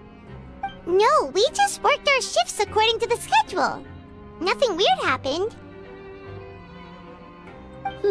That's good. That means you didn't raise any suspicions when you infiltrated the infirmary. We've taken a look at the slip you've sent. Fremine successfully left the grounds via the pipes 2 days ago, and as of last night, Lynette has also infiltrated the infirmary after faking an illness. Wait, why is she getting involved as well? You already went above and beyond when you scoped out the infirmary. To put it more bluntly, even if we were to view that as something you did in exchange for Fremine's help, you've already done more than enough. Infiltrating a guarded stronghold is a different kind of job from a one-off investigation. We want to avoid using the same faces over and over and reduce the amount of suspicion that will fall on any given person. Lynette also felt like you have already taken the first step for us, so she should be the one to finish the job. So that's what Lynette thinks. Oh, Paimon hopes everything's going well for her. Perhaps that's true. You are both very good people, and we've come to appreciate that more than anyone else. Unfortunately, there's still one thing that could get between us, lest you've forgotten. The matter of our respective loyalties. You've mentioned before that you've had some run-ins with the Fatui. I can understand that feeling, so I assume you're just helping us out of the kindness of your hearts? Well, everyone could use some more friends. We'll be counting on you to help us in the future, too. Since I see you as friends, then it's even more important for us to protect you from any peril. Fremine and Lynette feel the same way. Glad to hear it. Then, let's go check on Lynette before Fremine returns. If everything went well, then she should be wrapping up her investigation right about now. Is now really a good time to go over? According to my observations, Sigewinne always spends around half an hour away from the infirmary right before lunch. Lynette knows this as well, so this should be a good time to meet up with her. Also, I'm her brother, remember? It's only natural for an older brother to care about his younger sister's well-being. Okay, then let's head over right away!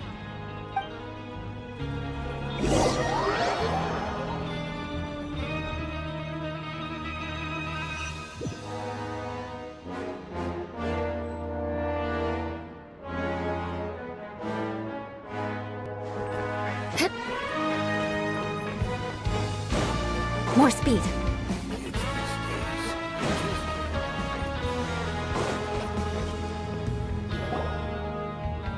Lynette should be here right now.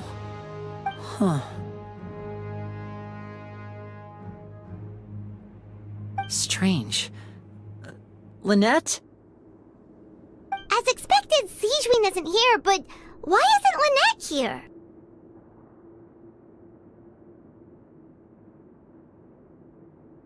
No, Lynette rarely deviates from the plan. We agreed that if she were to make changes on the fly, she'd find a way to let me know. Unless... Let's see if there are any clues around here. We can look while we wait for her. Who knows? Maybe she'll be back soon. Okay.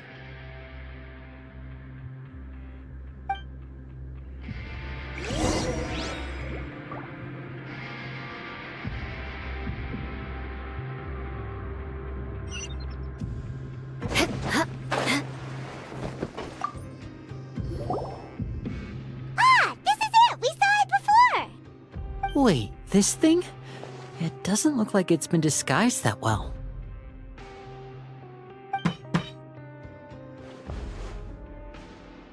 The space behind it is empty. From its size, I don't think it's an entrance that is meant to be taken apart. There's probably a mechanism around here somewhere. Could Lynette have tried to get inside? But if that's the case, she would have contacted me for sure.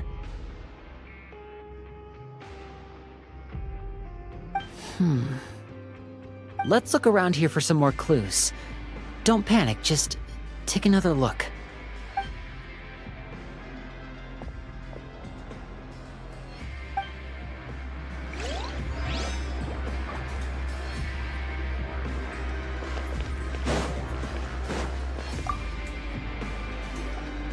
There are some books here and a few files.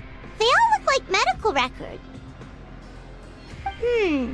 Advanced nursing, how to raise the spirit of your patients, a quick guide to the psychology of emotions, and the meaning of laughter. These sure are some interesting books. Who knew Sigewinne would be interested in these kinds of things? She even has books on understanding people's motivations and feelings. Is it because she's a Melusine? Or does she have a need to understand her patient's emotional state? Seems quite normal to me. These are skills that would come in handy for a nurse from time to time.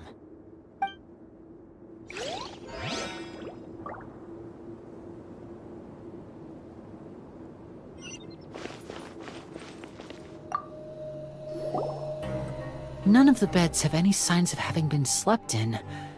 Except that one over there.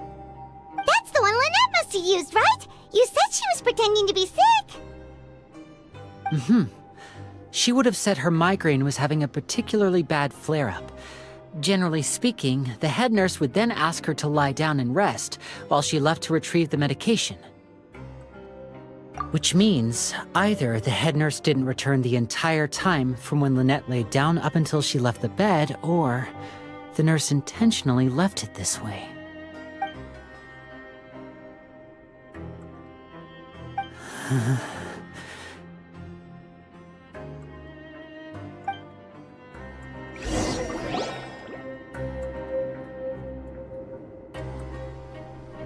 Hey, you guys, there's a slip of paper over here!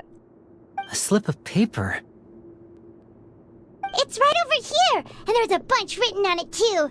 It reads, "Out of respect for your usual practices, I'll use a piece of paper or card as the medium to pass on my message. You may consider this as me giving you my best regards." This is... Is that all? The back. This is... Show me! Now!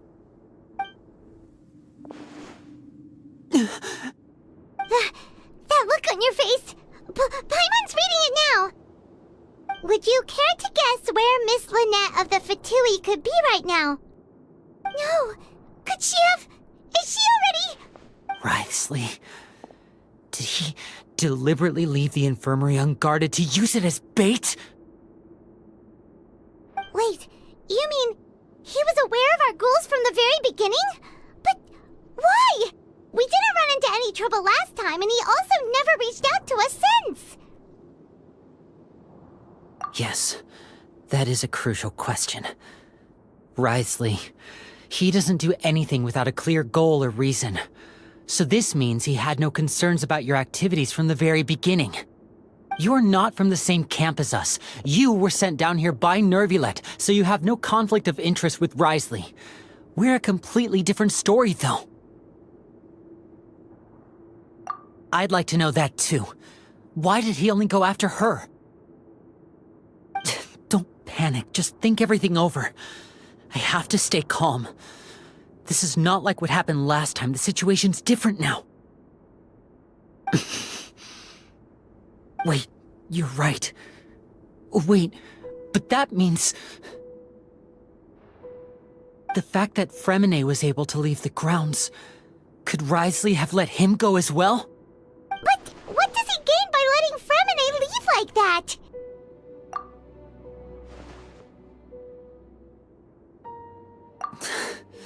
So he's challenging me and trying to provoke me, I'm sure of it.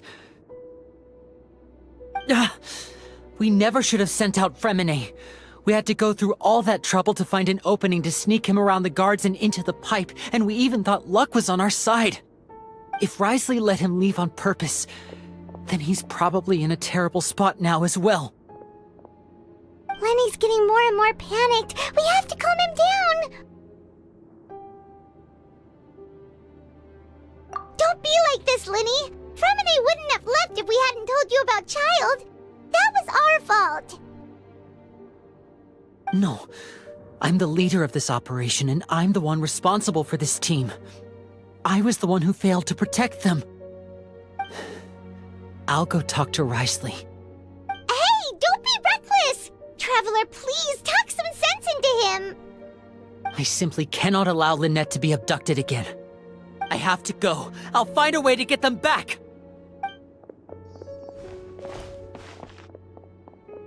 He's rushed out the door! After him!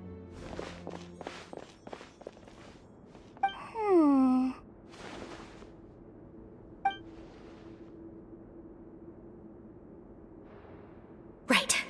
I feel like we still have some room to make changes on these details. It's not impossible, but it'll require extensive testing. Is that so? Very well. Then please be mindful of the time. Huh? Someone? Pack everything up! Whoever's outside is eavesdropping.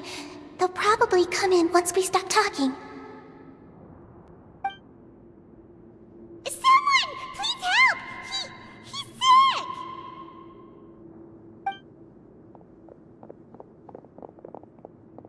Whoa, are you okay? These two. As expected, they've already found this place. Oh, they are quite sharp. What a delightful turn of events. I like smart people, but I also like playing dumb. I like the feeling of being trusted. Oh my! What's wrong, little one? There's no need to panic. Take a deep breath before you begin. Being able to read human expressions is quite the useful skill. Wait! It's no use. We have to catch up to him.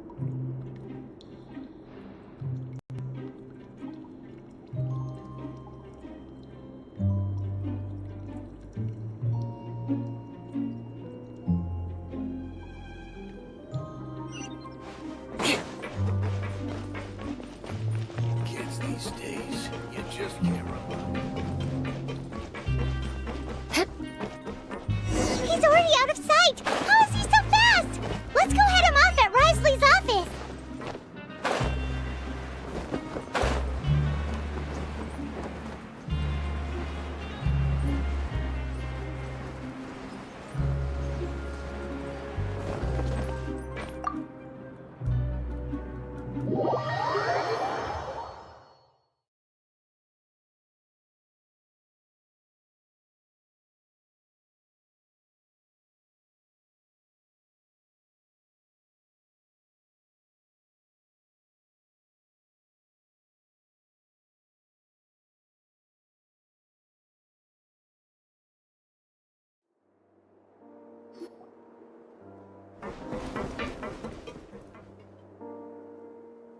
Come out and face me, Wriothesley! Aren't we at an administrative office space? Why don't you at least try to follow even a couple rules from the fortress's indoor management regulations? What did you do to my sister? I ran into the young miss at the infirmary. I'd heard that she was suffering from quite the migraine, so I decided to invite her over for a cup of tea. I do have some teas in my collection that can work wonders against such an illness. Stop joking around! Where did you take my siblings? I have also heard that your performances are quite the spectacle. Miss Lynette would sometimes enter a box filled with water, only to emerge the next second from another place altogether. Maybe she'll appear behind you right now if you were to turn your head. Is he trying to trick me into turning my head? No, he's probably not looking to attack me right now. All of the hostages are in his hands, and he's even in the mood for small talk. That means Lynette is probably still alive. You knew we were investigating the infirmary from the start, so you deliberately aroused the Traveler's suspicions and baited us into continuing our investigation, just so that you'd be able to kidnap Lynette. As for Fremine, no, you probably didn't even interfere with Child's escape. You let him go, so you could purge the Fatui members that we had planted into your ranks. There was no need to do so. The Fortress of Meripede is a pretty pleasant place. Most people enjoy their lives here. The only ones who act differently are those with personal agendas. It was quite easy to identify your colleagues. You removed our original members and spread the news of Child's escape so Father would assign our team to come down and investigate. Fremine has also fallen into your hands, right? If you're oh so omnipotent and so in control, why would you need hostages? One correction. Lynette is in my hands right now, but Fremine is not. He's not?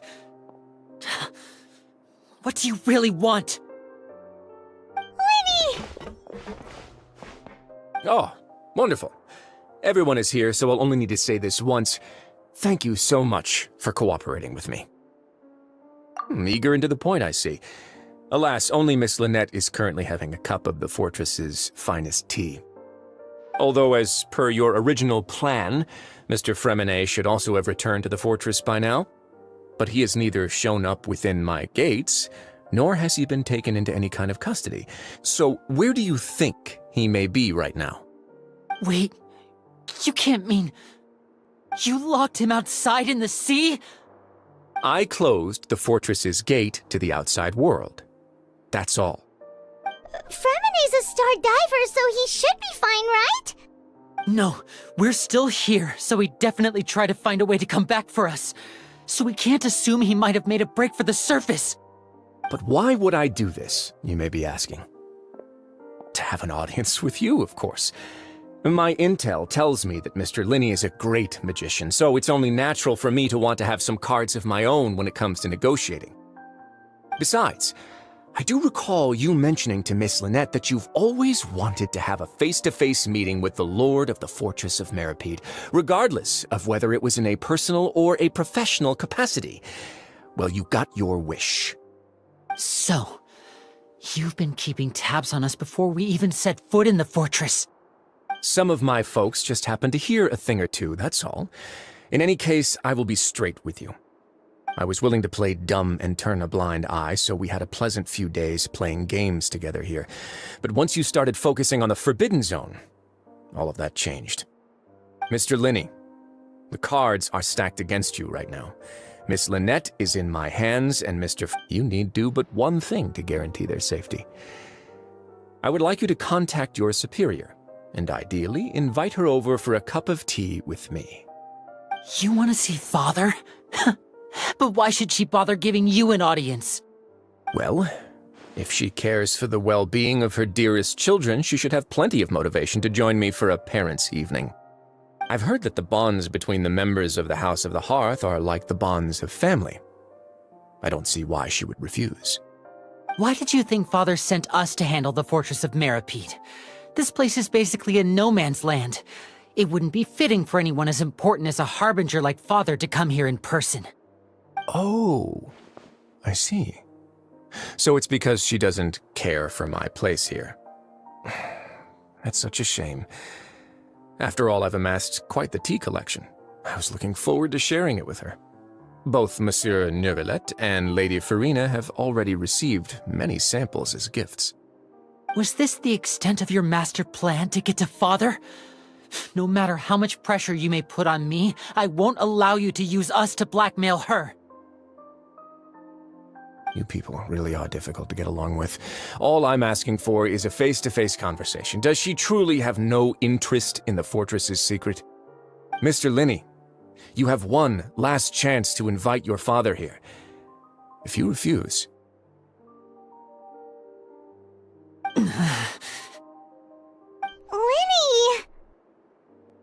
Instead of asking why I'm doing this, why don't you try to see things from my perspective for a second? From the very beginning, the Fatui has been actively infiltrating my fortress. I gave you a warning by cutting off the first few operatives I found, but that only caused you to double down. Had you given up on the fortress then and there, I'd have no reason to want to talk. Mr. Fremene left the fortress on his own, and Miss Lynette tried to pry out my secrets right in front of me. No matter how you look at it, the responsibility for this falls on you. I shouldn't ask Father to do anything because of us. 6, 5... Wait, 2... Time's up. It really is a shame, Mr. Linney. Wriothesley! Negotiations have broken down. Please leave, ladies and gentlemen. It's time for my afternoon tea. Yeah, listen to the Traveler! If you can't talk to Linney, can you at least talk to us? You do realize that I'm only letting you go because of Neuvillette, yes? You're here helping him out, and I've already done my best to stay out of your way. But that doesn't mean you can just do whatever you want. The fortress may be small and remote, but it still has its own set of laws. Then how about this? Those who are capable deserve respect. You've spent quite some time investigating my home turf by now, so why don't you tell me a thing or two about what you found, I'll ask you 3 questions. Answer all of them correctly, and I'll agree to your request. Question 1. Regarding the hidden rules of the production zone, what is the truth behind the one about not being allowed to work for 3 days in a row?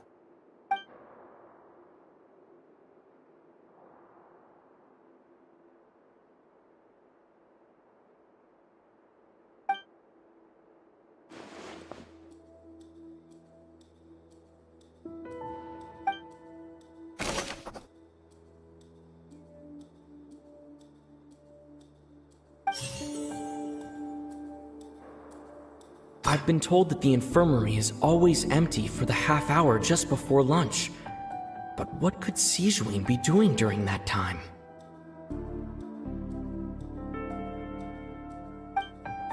The Fonta promoter has been struggling because he doesn't recognize the real value of coupons.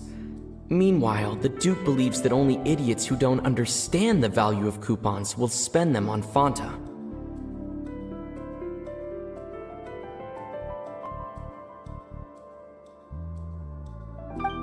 I've been told that the infirmary is always empty. We often see Miss Sijuin observing the prisoners at work near the production zone. Fonta's internal report suggests that they're starting a new trial of an unnamed and unpackaged product. But the product has to undergo a trial because even Fonta's own employees have a lot of reservations about it.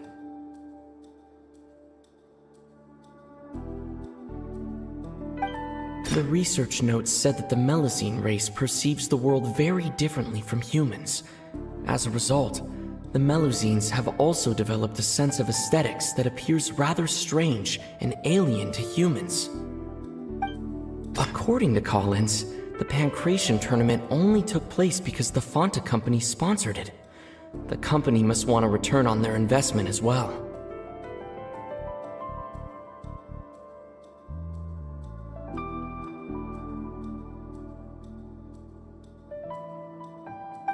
I've been told that the infirmary is always empty for the half hour just before lunch. The Fonta promoter has been struggling because he doesn't recognize the real... Fonta's internal report suggests that the research notes said that the Melusine race perceives the world... According to Collins, the Pancration tournament only took place because the Fonta company sponsored... I've been told that the infirmary... The Fonta promoter has been... The research notes said that the Melusine race perceives the world very...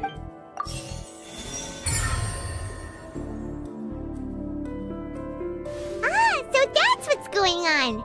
Paimon understands it now. Who would have guessed? The hidden rule of the production zone. People are not supposed to work 3 days in a row, and if they do, they'll get strange meat in their welfare meal.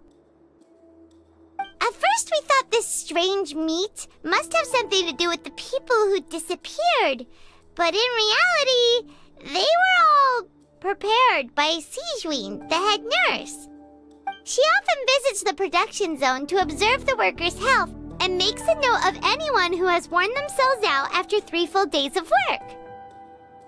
Out of her sense of duty as the head nurse, as well as her genuine concern for the workers' health, Sijuin visits the cafeteria right before lunch and cooks an extra dish for those who can use the stamina boost. Sijuin has only the best intentions with her surprise gift and doesn't want anyone to find out about what she does. However, unfortunately, Melusines as a race perceive the world differently from humans, and their sense of aesthetics is even more alien to us. The recipients of her lovingly prepared special meals cannot taste the care within and usually just freak out. Are we on the right track? Not bad.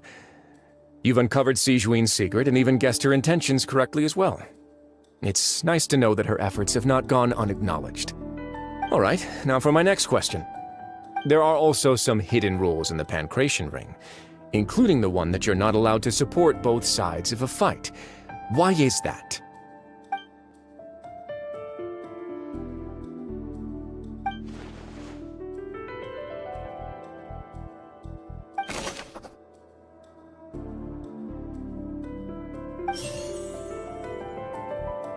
I've been told that the infirmary is always empty for the half hour just before lunch. Fonta's internal reports suggest we often see Miss Sigewin.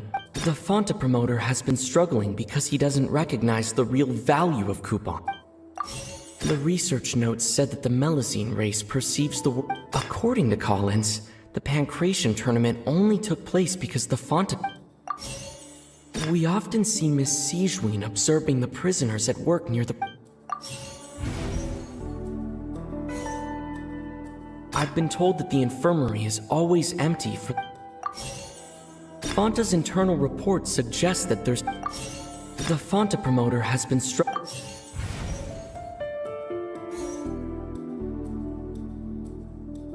We often see Miss Sigewin observing the prisoners at work. The research notes said that the Melusine race perceives the world very differently from humans. According to Collins, the Pancration tournament only took place because the Paimon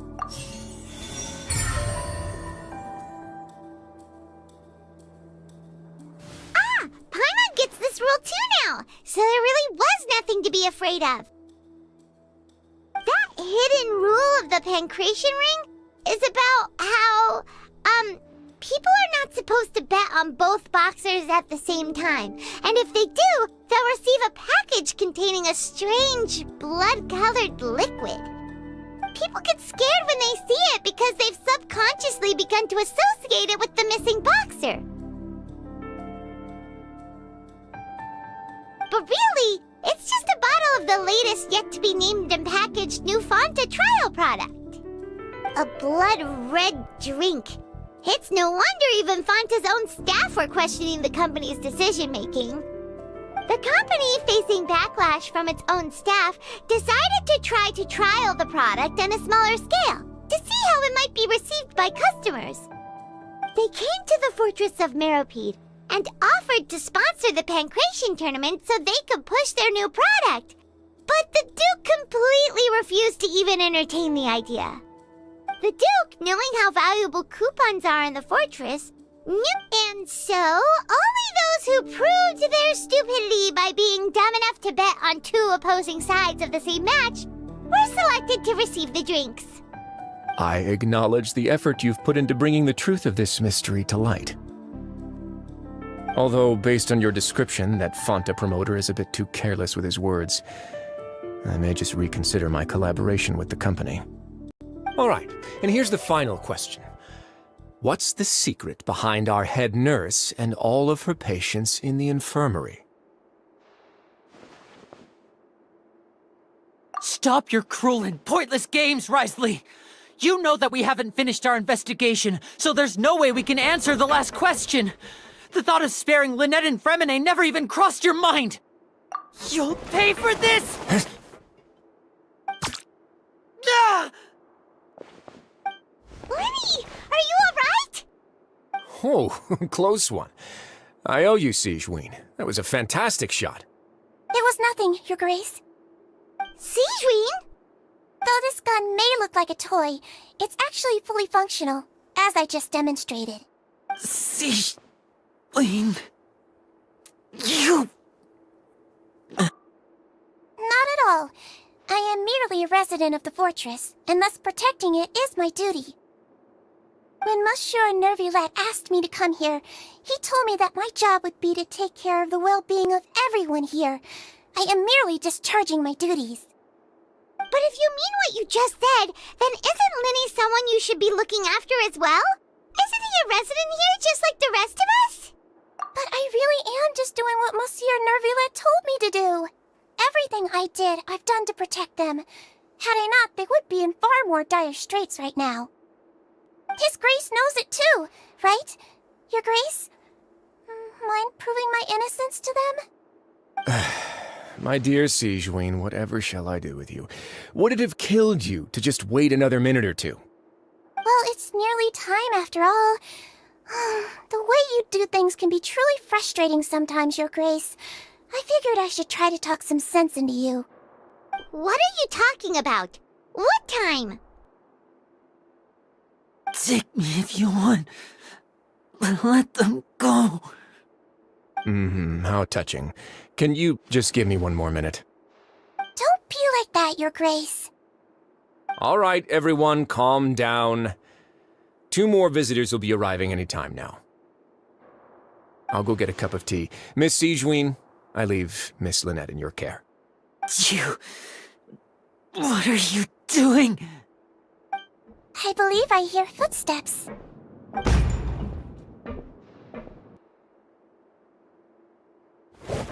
Some space, please.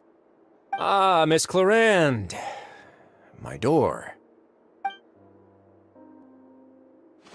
Fremine... Fremine!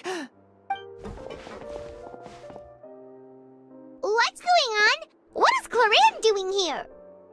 Work. I'm sorry about shooting you, Mr. Linney. The tranquilizing effect will begin to wear off soon. Please take it easy in the meantime, though. What happened to Fremine? Wasn't he diving just outside of the fortress? Why is he looking like this?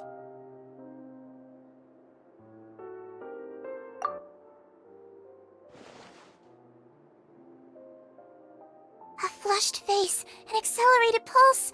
He must have consumed primordial seawater. What did you say? Please, make some space. I'll need to give Mr. Fremine a more thorough checkup. Your Grace, I'll leave the rest to you. I'll talk to Clarande while you get Fremine to where he needs to be. Everything else can wait.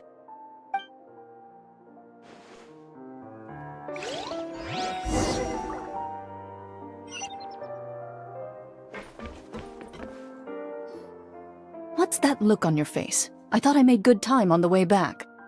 Oh, I'm just admiring your punctuality. Had you arrived just a few minutes later, Sigewinne may have been forced to shoot Mr. Linney again. How's the situation out there?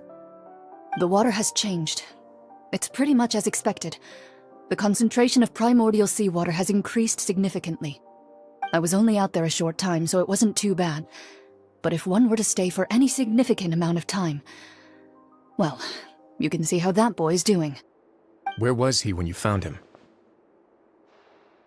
The abandoned zone at the end of the pipes. A good distance into the water. Closer than I thought. He must have recognized it early on and tried desperately to swim back. Locking the door was necessary. I don't think we could have saved 2. Well, I did try to convince him that I had my reasons. Never seems to work, though. It would probably work on Neuvillette. He has a knack for picking out who had good intentions, even when the outcomes were all terrible. That's a bad sign if you're having to plead your case to Neuvillette. Want some tea? Not particularly. If you want to drink some that badly, just say so. Fine, I'd like to get some tea. Want me to get you a cup too, since I've already made it? Might as well then, I suppose. Actually, do you have a towel? I would like to dry my hair.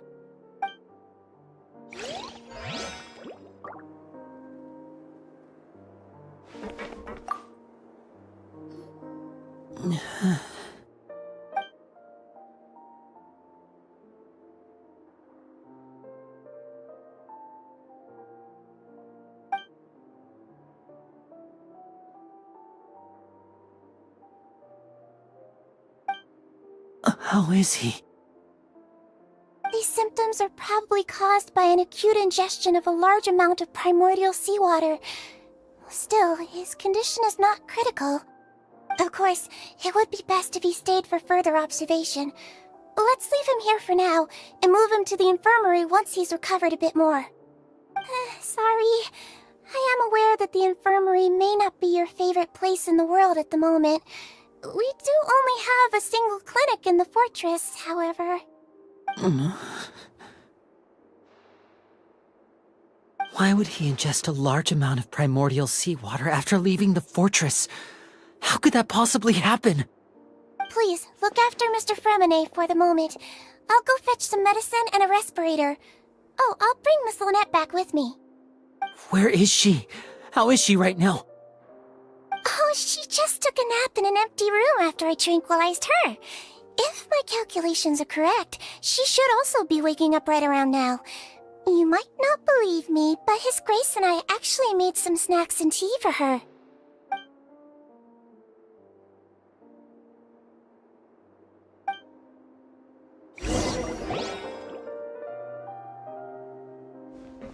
Linny, are you okay?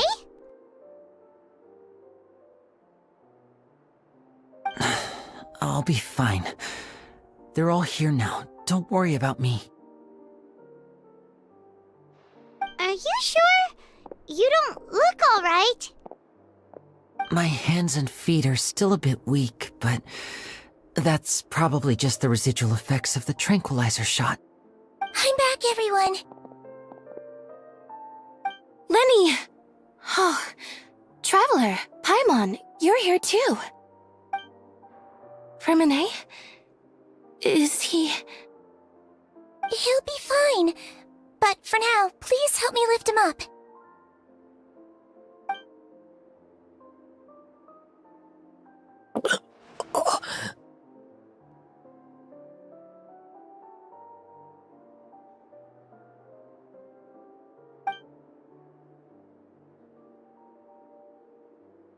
His breathing's beginning to slow down. Give me a hand and help me get him to the infirmary. Yeah, I'll take him from this side. Lynette, together? On it. Traveler, you seem pretty worried about him. Want to come with us? The Duke and Clarande are gone. They probably went to get some tea. The Duke will explain the truth in just a bit. Miss Clarande will need a break, since she only just returned from rescuing Freminet out of the sea.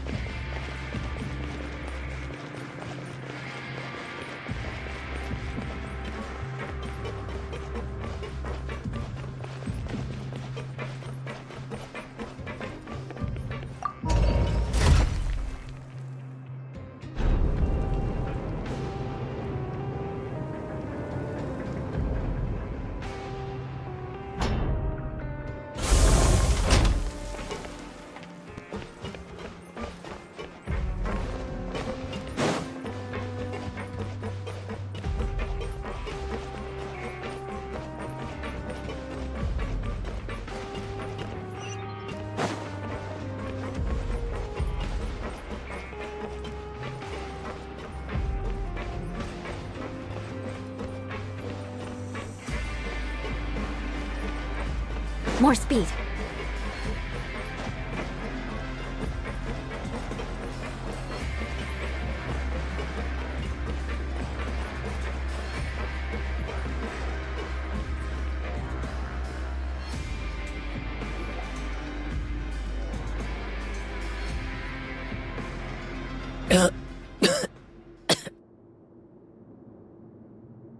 He's awake. Freminet, how do you feel? Linny... Lynette... We're all here. Where... am I? The infirmary, at the Fortress of Meripede, Mr. Freminet, and you are no longer in any danger. How do you feel? Don't push yourself if you're not feeling up to it. Traveler... Paimon... It's been so long. The sea! There's something wrong with the seawater. Shh, it's okay. We can talk about it after you've recovered. No, listen to me. This is really serious. There's primordial seawater mixed into the regular seawater. I don't know why it's there, but no one should touch it. Pipes. Right, the pipes. It's all coming back to me now.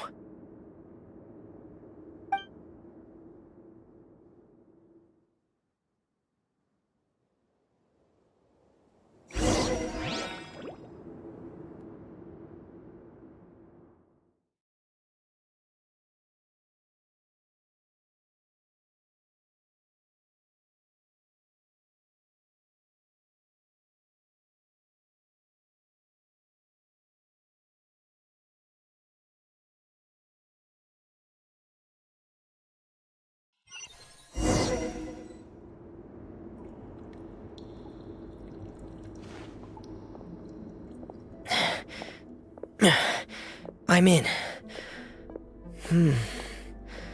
Seems like this pipe hasn't been used in a long time.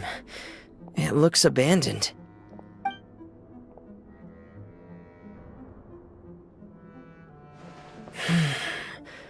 Where could Master Child be?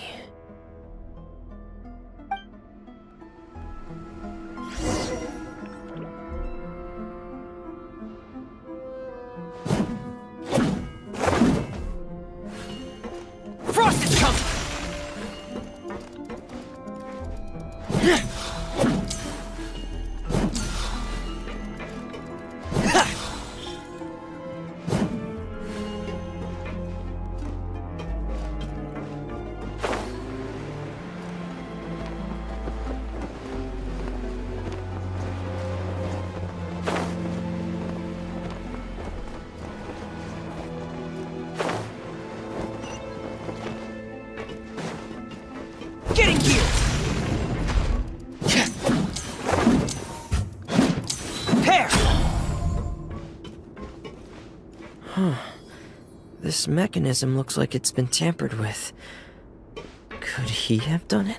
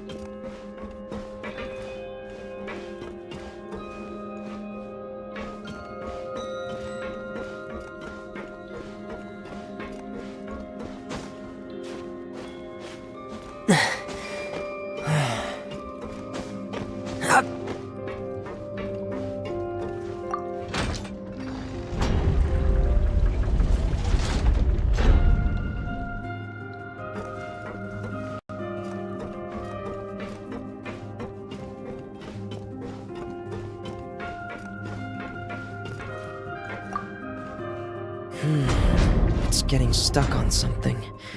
Seems like I'll have to avoid those obstacles while I turn it.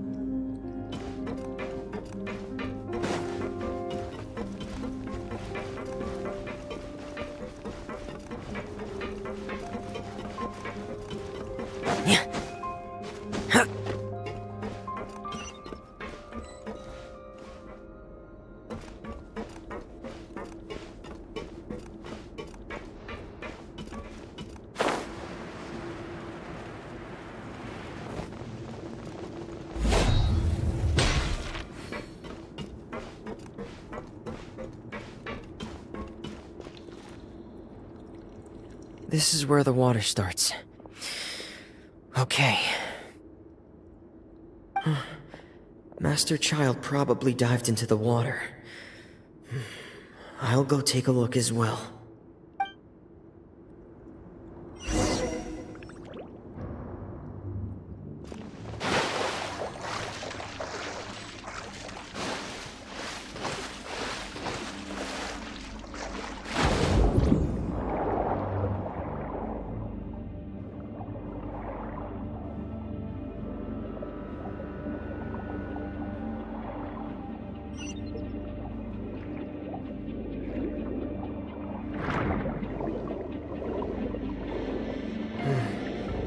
The vegetation here is a bit more sparse.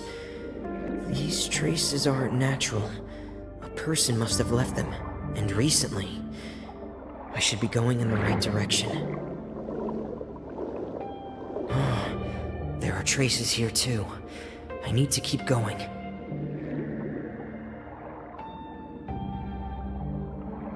Huh? The traces are gone. But I don't see where he could have gone from here. Wait, what the?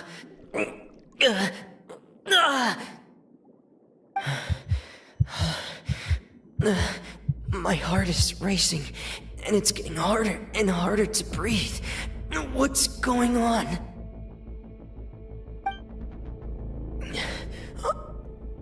No good. I have to get back. They still don't know anything about what's going on. If I turn back right now, I should still be able to make it.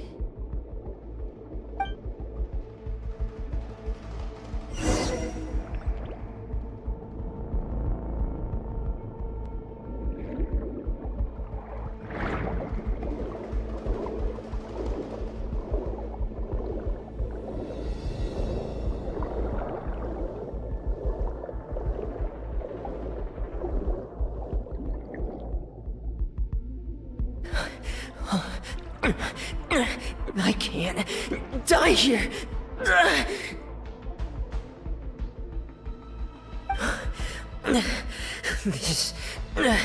This is bad. I'm feeling worse and worse, and I'm still underwater.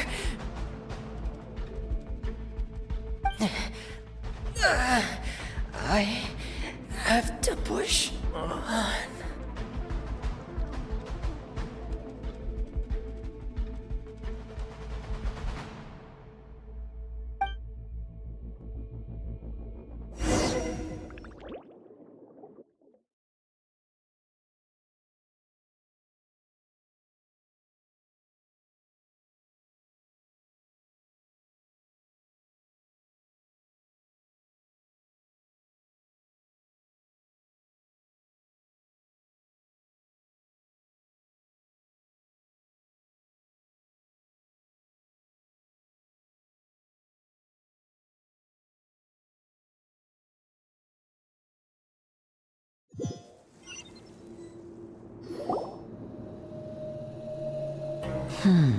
So, in other words, the trail you were following vanished, and you had no idea where Master Child could have gone, but there was also no obvious place for him to have disappeared to.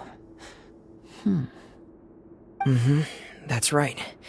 I tried my best to swim back, but I had already put some distance between myself and the fortress, and I just couldn't find the strength to keep going.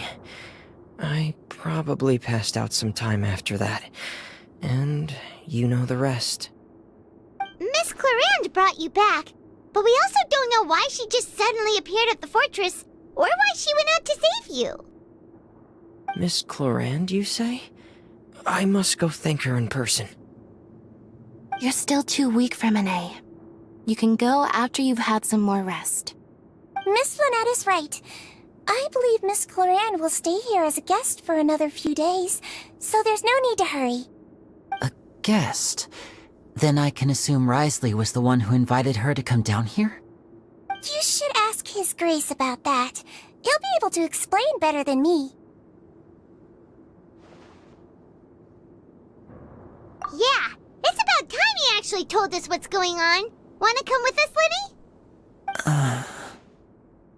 No, please go on without me. I don't want to leave just yet. Lenny. The logical part of my brain is aware that we're safe right now, but I still can't bring myself to leave. Both of you are just in danger. Understood. Then let's just sit together for a while. In that case, I'll leave the infirmary to you. The Traveler and I are going to head out for now. As long as you stay in here, I don't think you'll be disturbed. Thank you.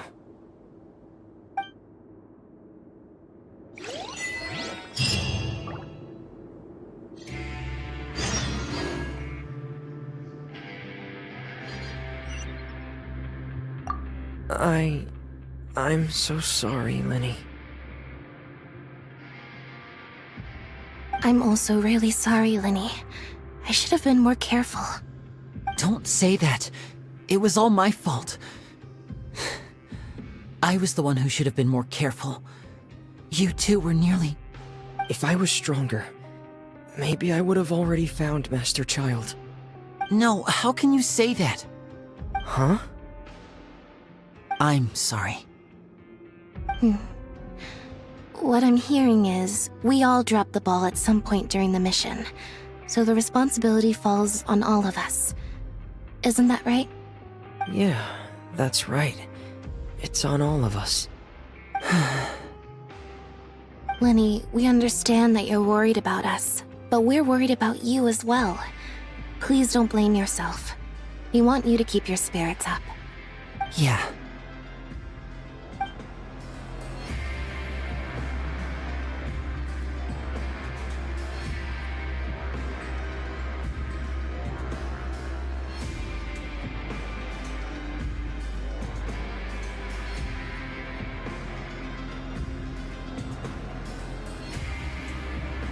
Osmanthus wine tastes the same as I remember. But where are the...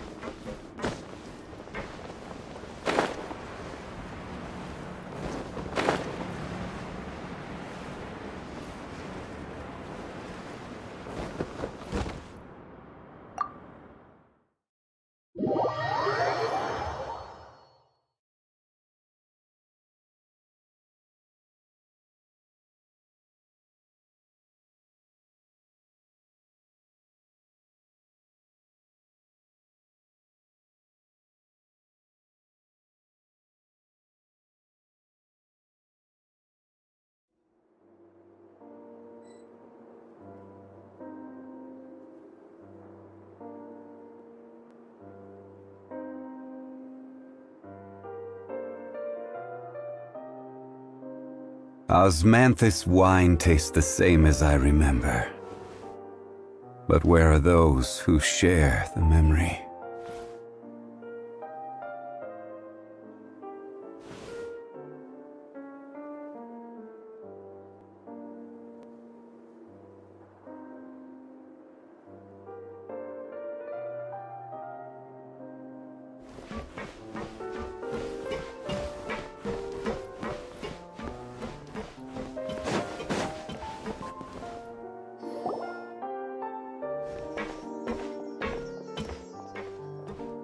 Excuse me! I take it Mr. Fremonet's condition has stabilized? Of course! I wouldn't have left the infirmary otherwise. I've been expecting those two, but might I inquire as to the purpose of your visit, Miss Siegewien? I wanted to check up on Miss Cloran. How are you feeling? Mostly fine, I think. If you don't mind, I'd like to perform another quick physical exam. It'll just take a few minutes. All right. Thank you for looking out for me. I'll take my leave for now, then. Well, want to explain yourself, Wriothesley? Of course, but I'm not partial to the word choice of explain. How about enlighten?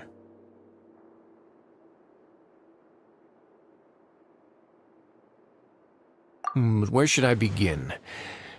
How about you start by asking me any questions you have? You can start with whichever one you'd like to get answered the most. Then Paimon will begin. Did you know about Lenny's goals from the very beginning? No. I just knew they were Fatui operatives sent to the fortress by the Knave. As for their specific goals, I only figured those out as you made progress on your investigation. You managed to monitor and stay ahead of them even though you didn't know what they were trying to do? They came here with ulterior motives. I'm quite adept at discerning what that kind of behavior signals.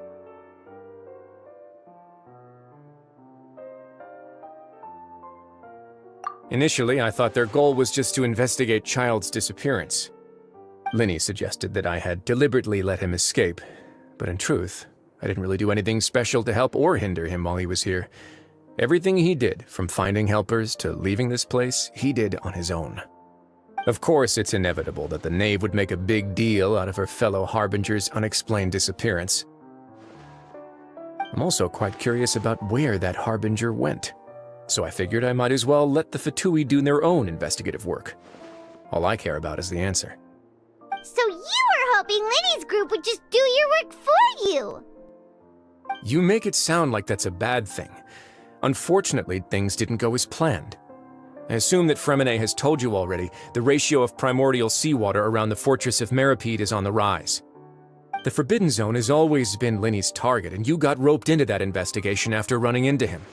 I began to intervene out of concern for your safety, and also to prevent the fortress from becoming entangled in more irksome matters. Are the rumors true? That you're also a former criminal? Now, why would you put it like that? Isn't staying here all day and serving as the manager of the fortress a kind of sentence unto itself? Another form of prison? I just happen to have some support from the rest of the inmates. That's all. Oh, right! Paimon wanted to ask, who invited Cloran down here? Me, of course. I paid her good mora to come down to the fortress for some field work. As a champion duelist, Miss Cloran could be considered to be an independent party. I needed to find an exceptionally capable person to help me get through the impending crisis. And saving Fremine was part of that crisis? You can think of it like that, yes. Credit where credit is due, that boy is quite adept at diving. Had conditions not been as hostile as they were, he probably would have found the missing Harbinger already.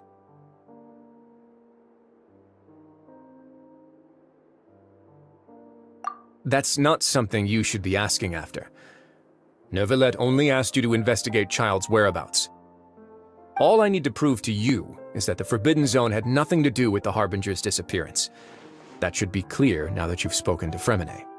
But we've already uncovered that there's something wrong with the infirmary, and we've answered a bunch of questions that you threw at us. Isn't it about time that you answer our last question in return? You make a compelling case. Do you really want to know the answer that badly? Yeah, Paimon really wants to know! Even if the truth may not be pleasant?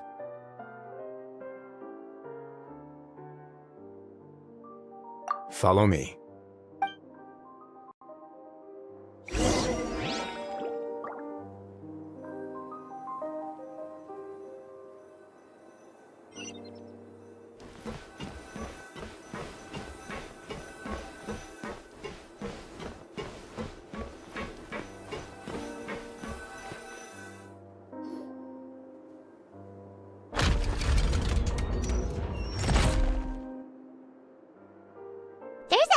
Door here?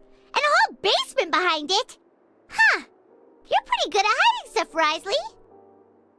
It seems you've forgotten just what kind of place the Fortress of Meripede is.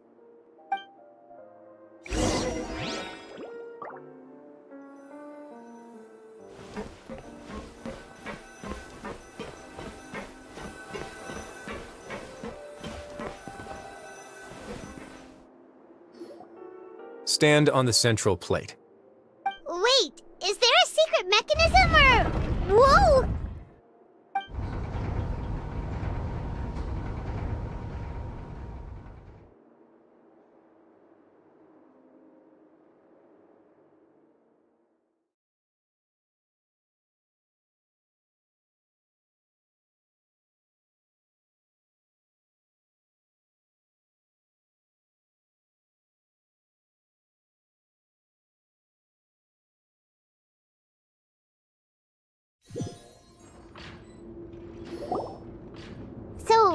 This is the Forbidden Zone? Honestly, for a place so well hidden, Paimon sure doesn't see anything special.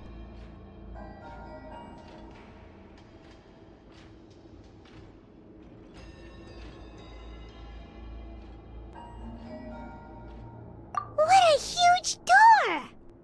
There are 3 such isolation gates in total. Generally speaking, I'm the only one who's allowed to go inside. Hence the name Forbidden Zone. Am I correct to assume you're going to run on back and tell your little Fatui friends everything? Well, Paimon wasn't thinking of keeping anything from them.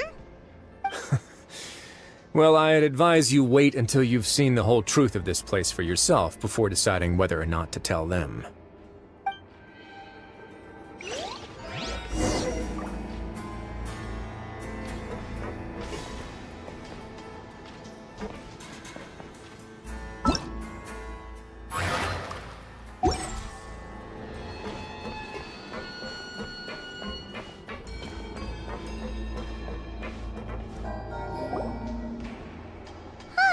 So there's a switch on the side! Stand back.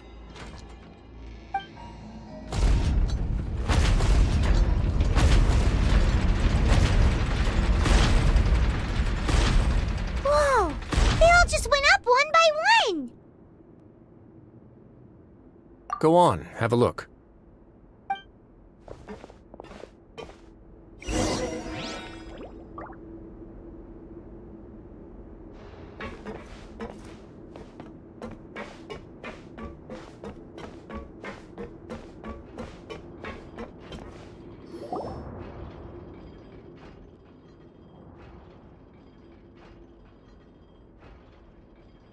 I've been interested in what lies beyond that gate ever since I assumed leadership of the Fortress of Meripede.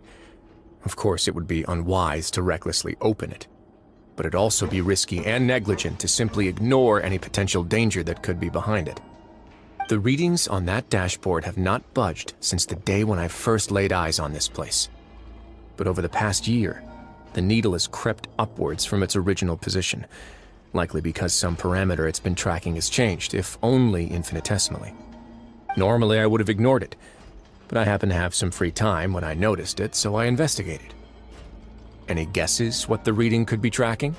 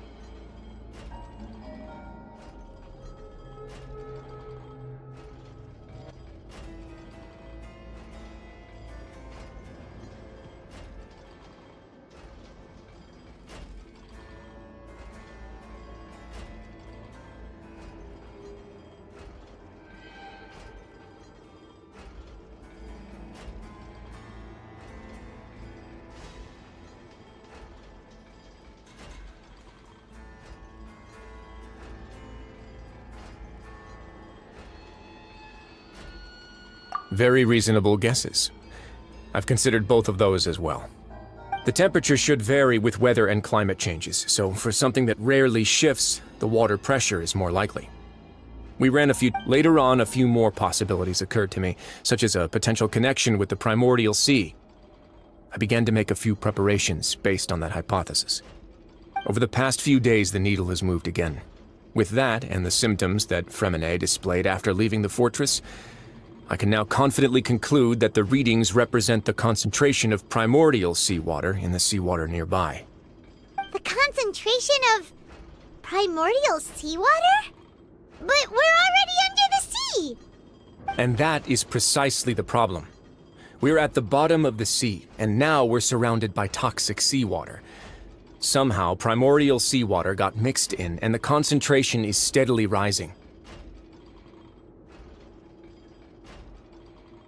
Yes, that's very likely.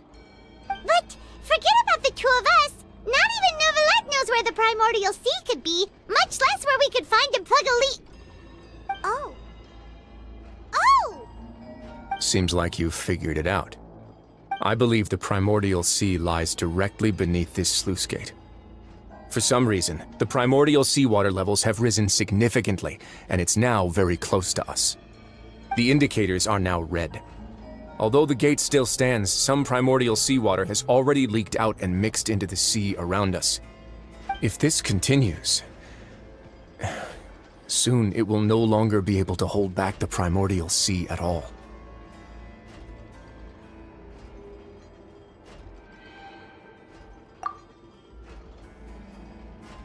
Yeah, you know what the legends say. If this place falls, then everyone in Fontaine will be turned into puddles in the span of a night.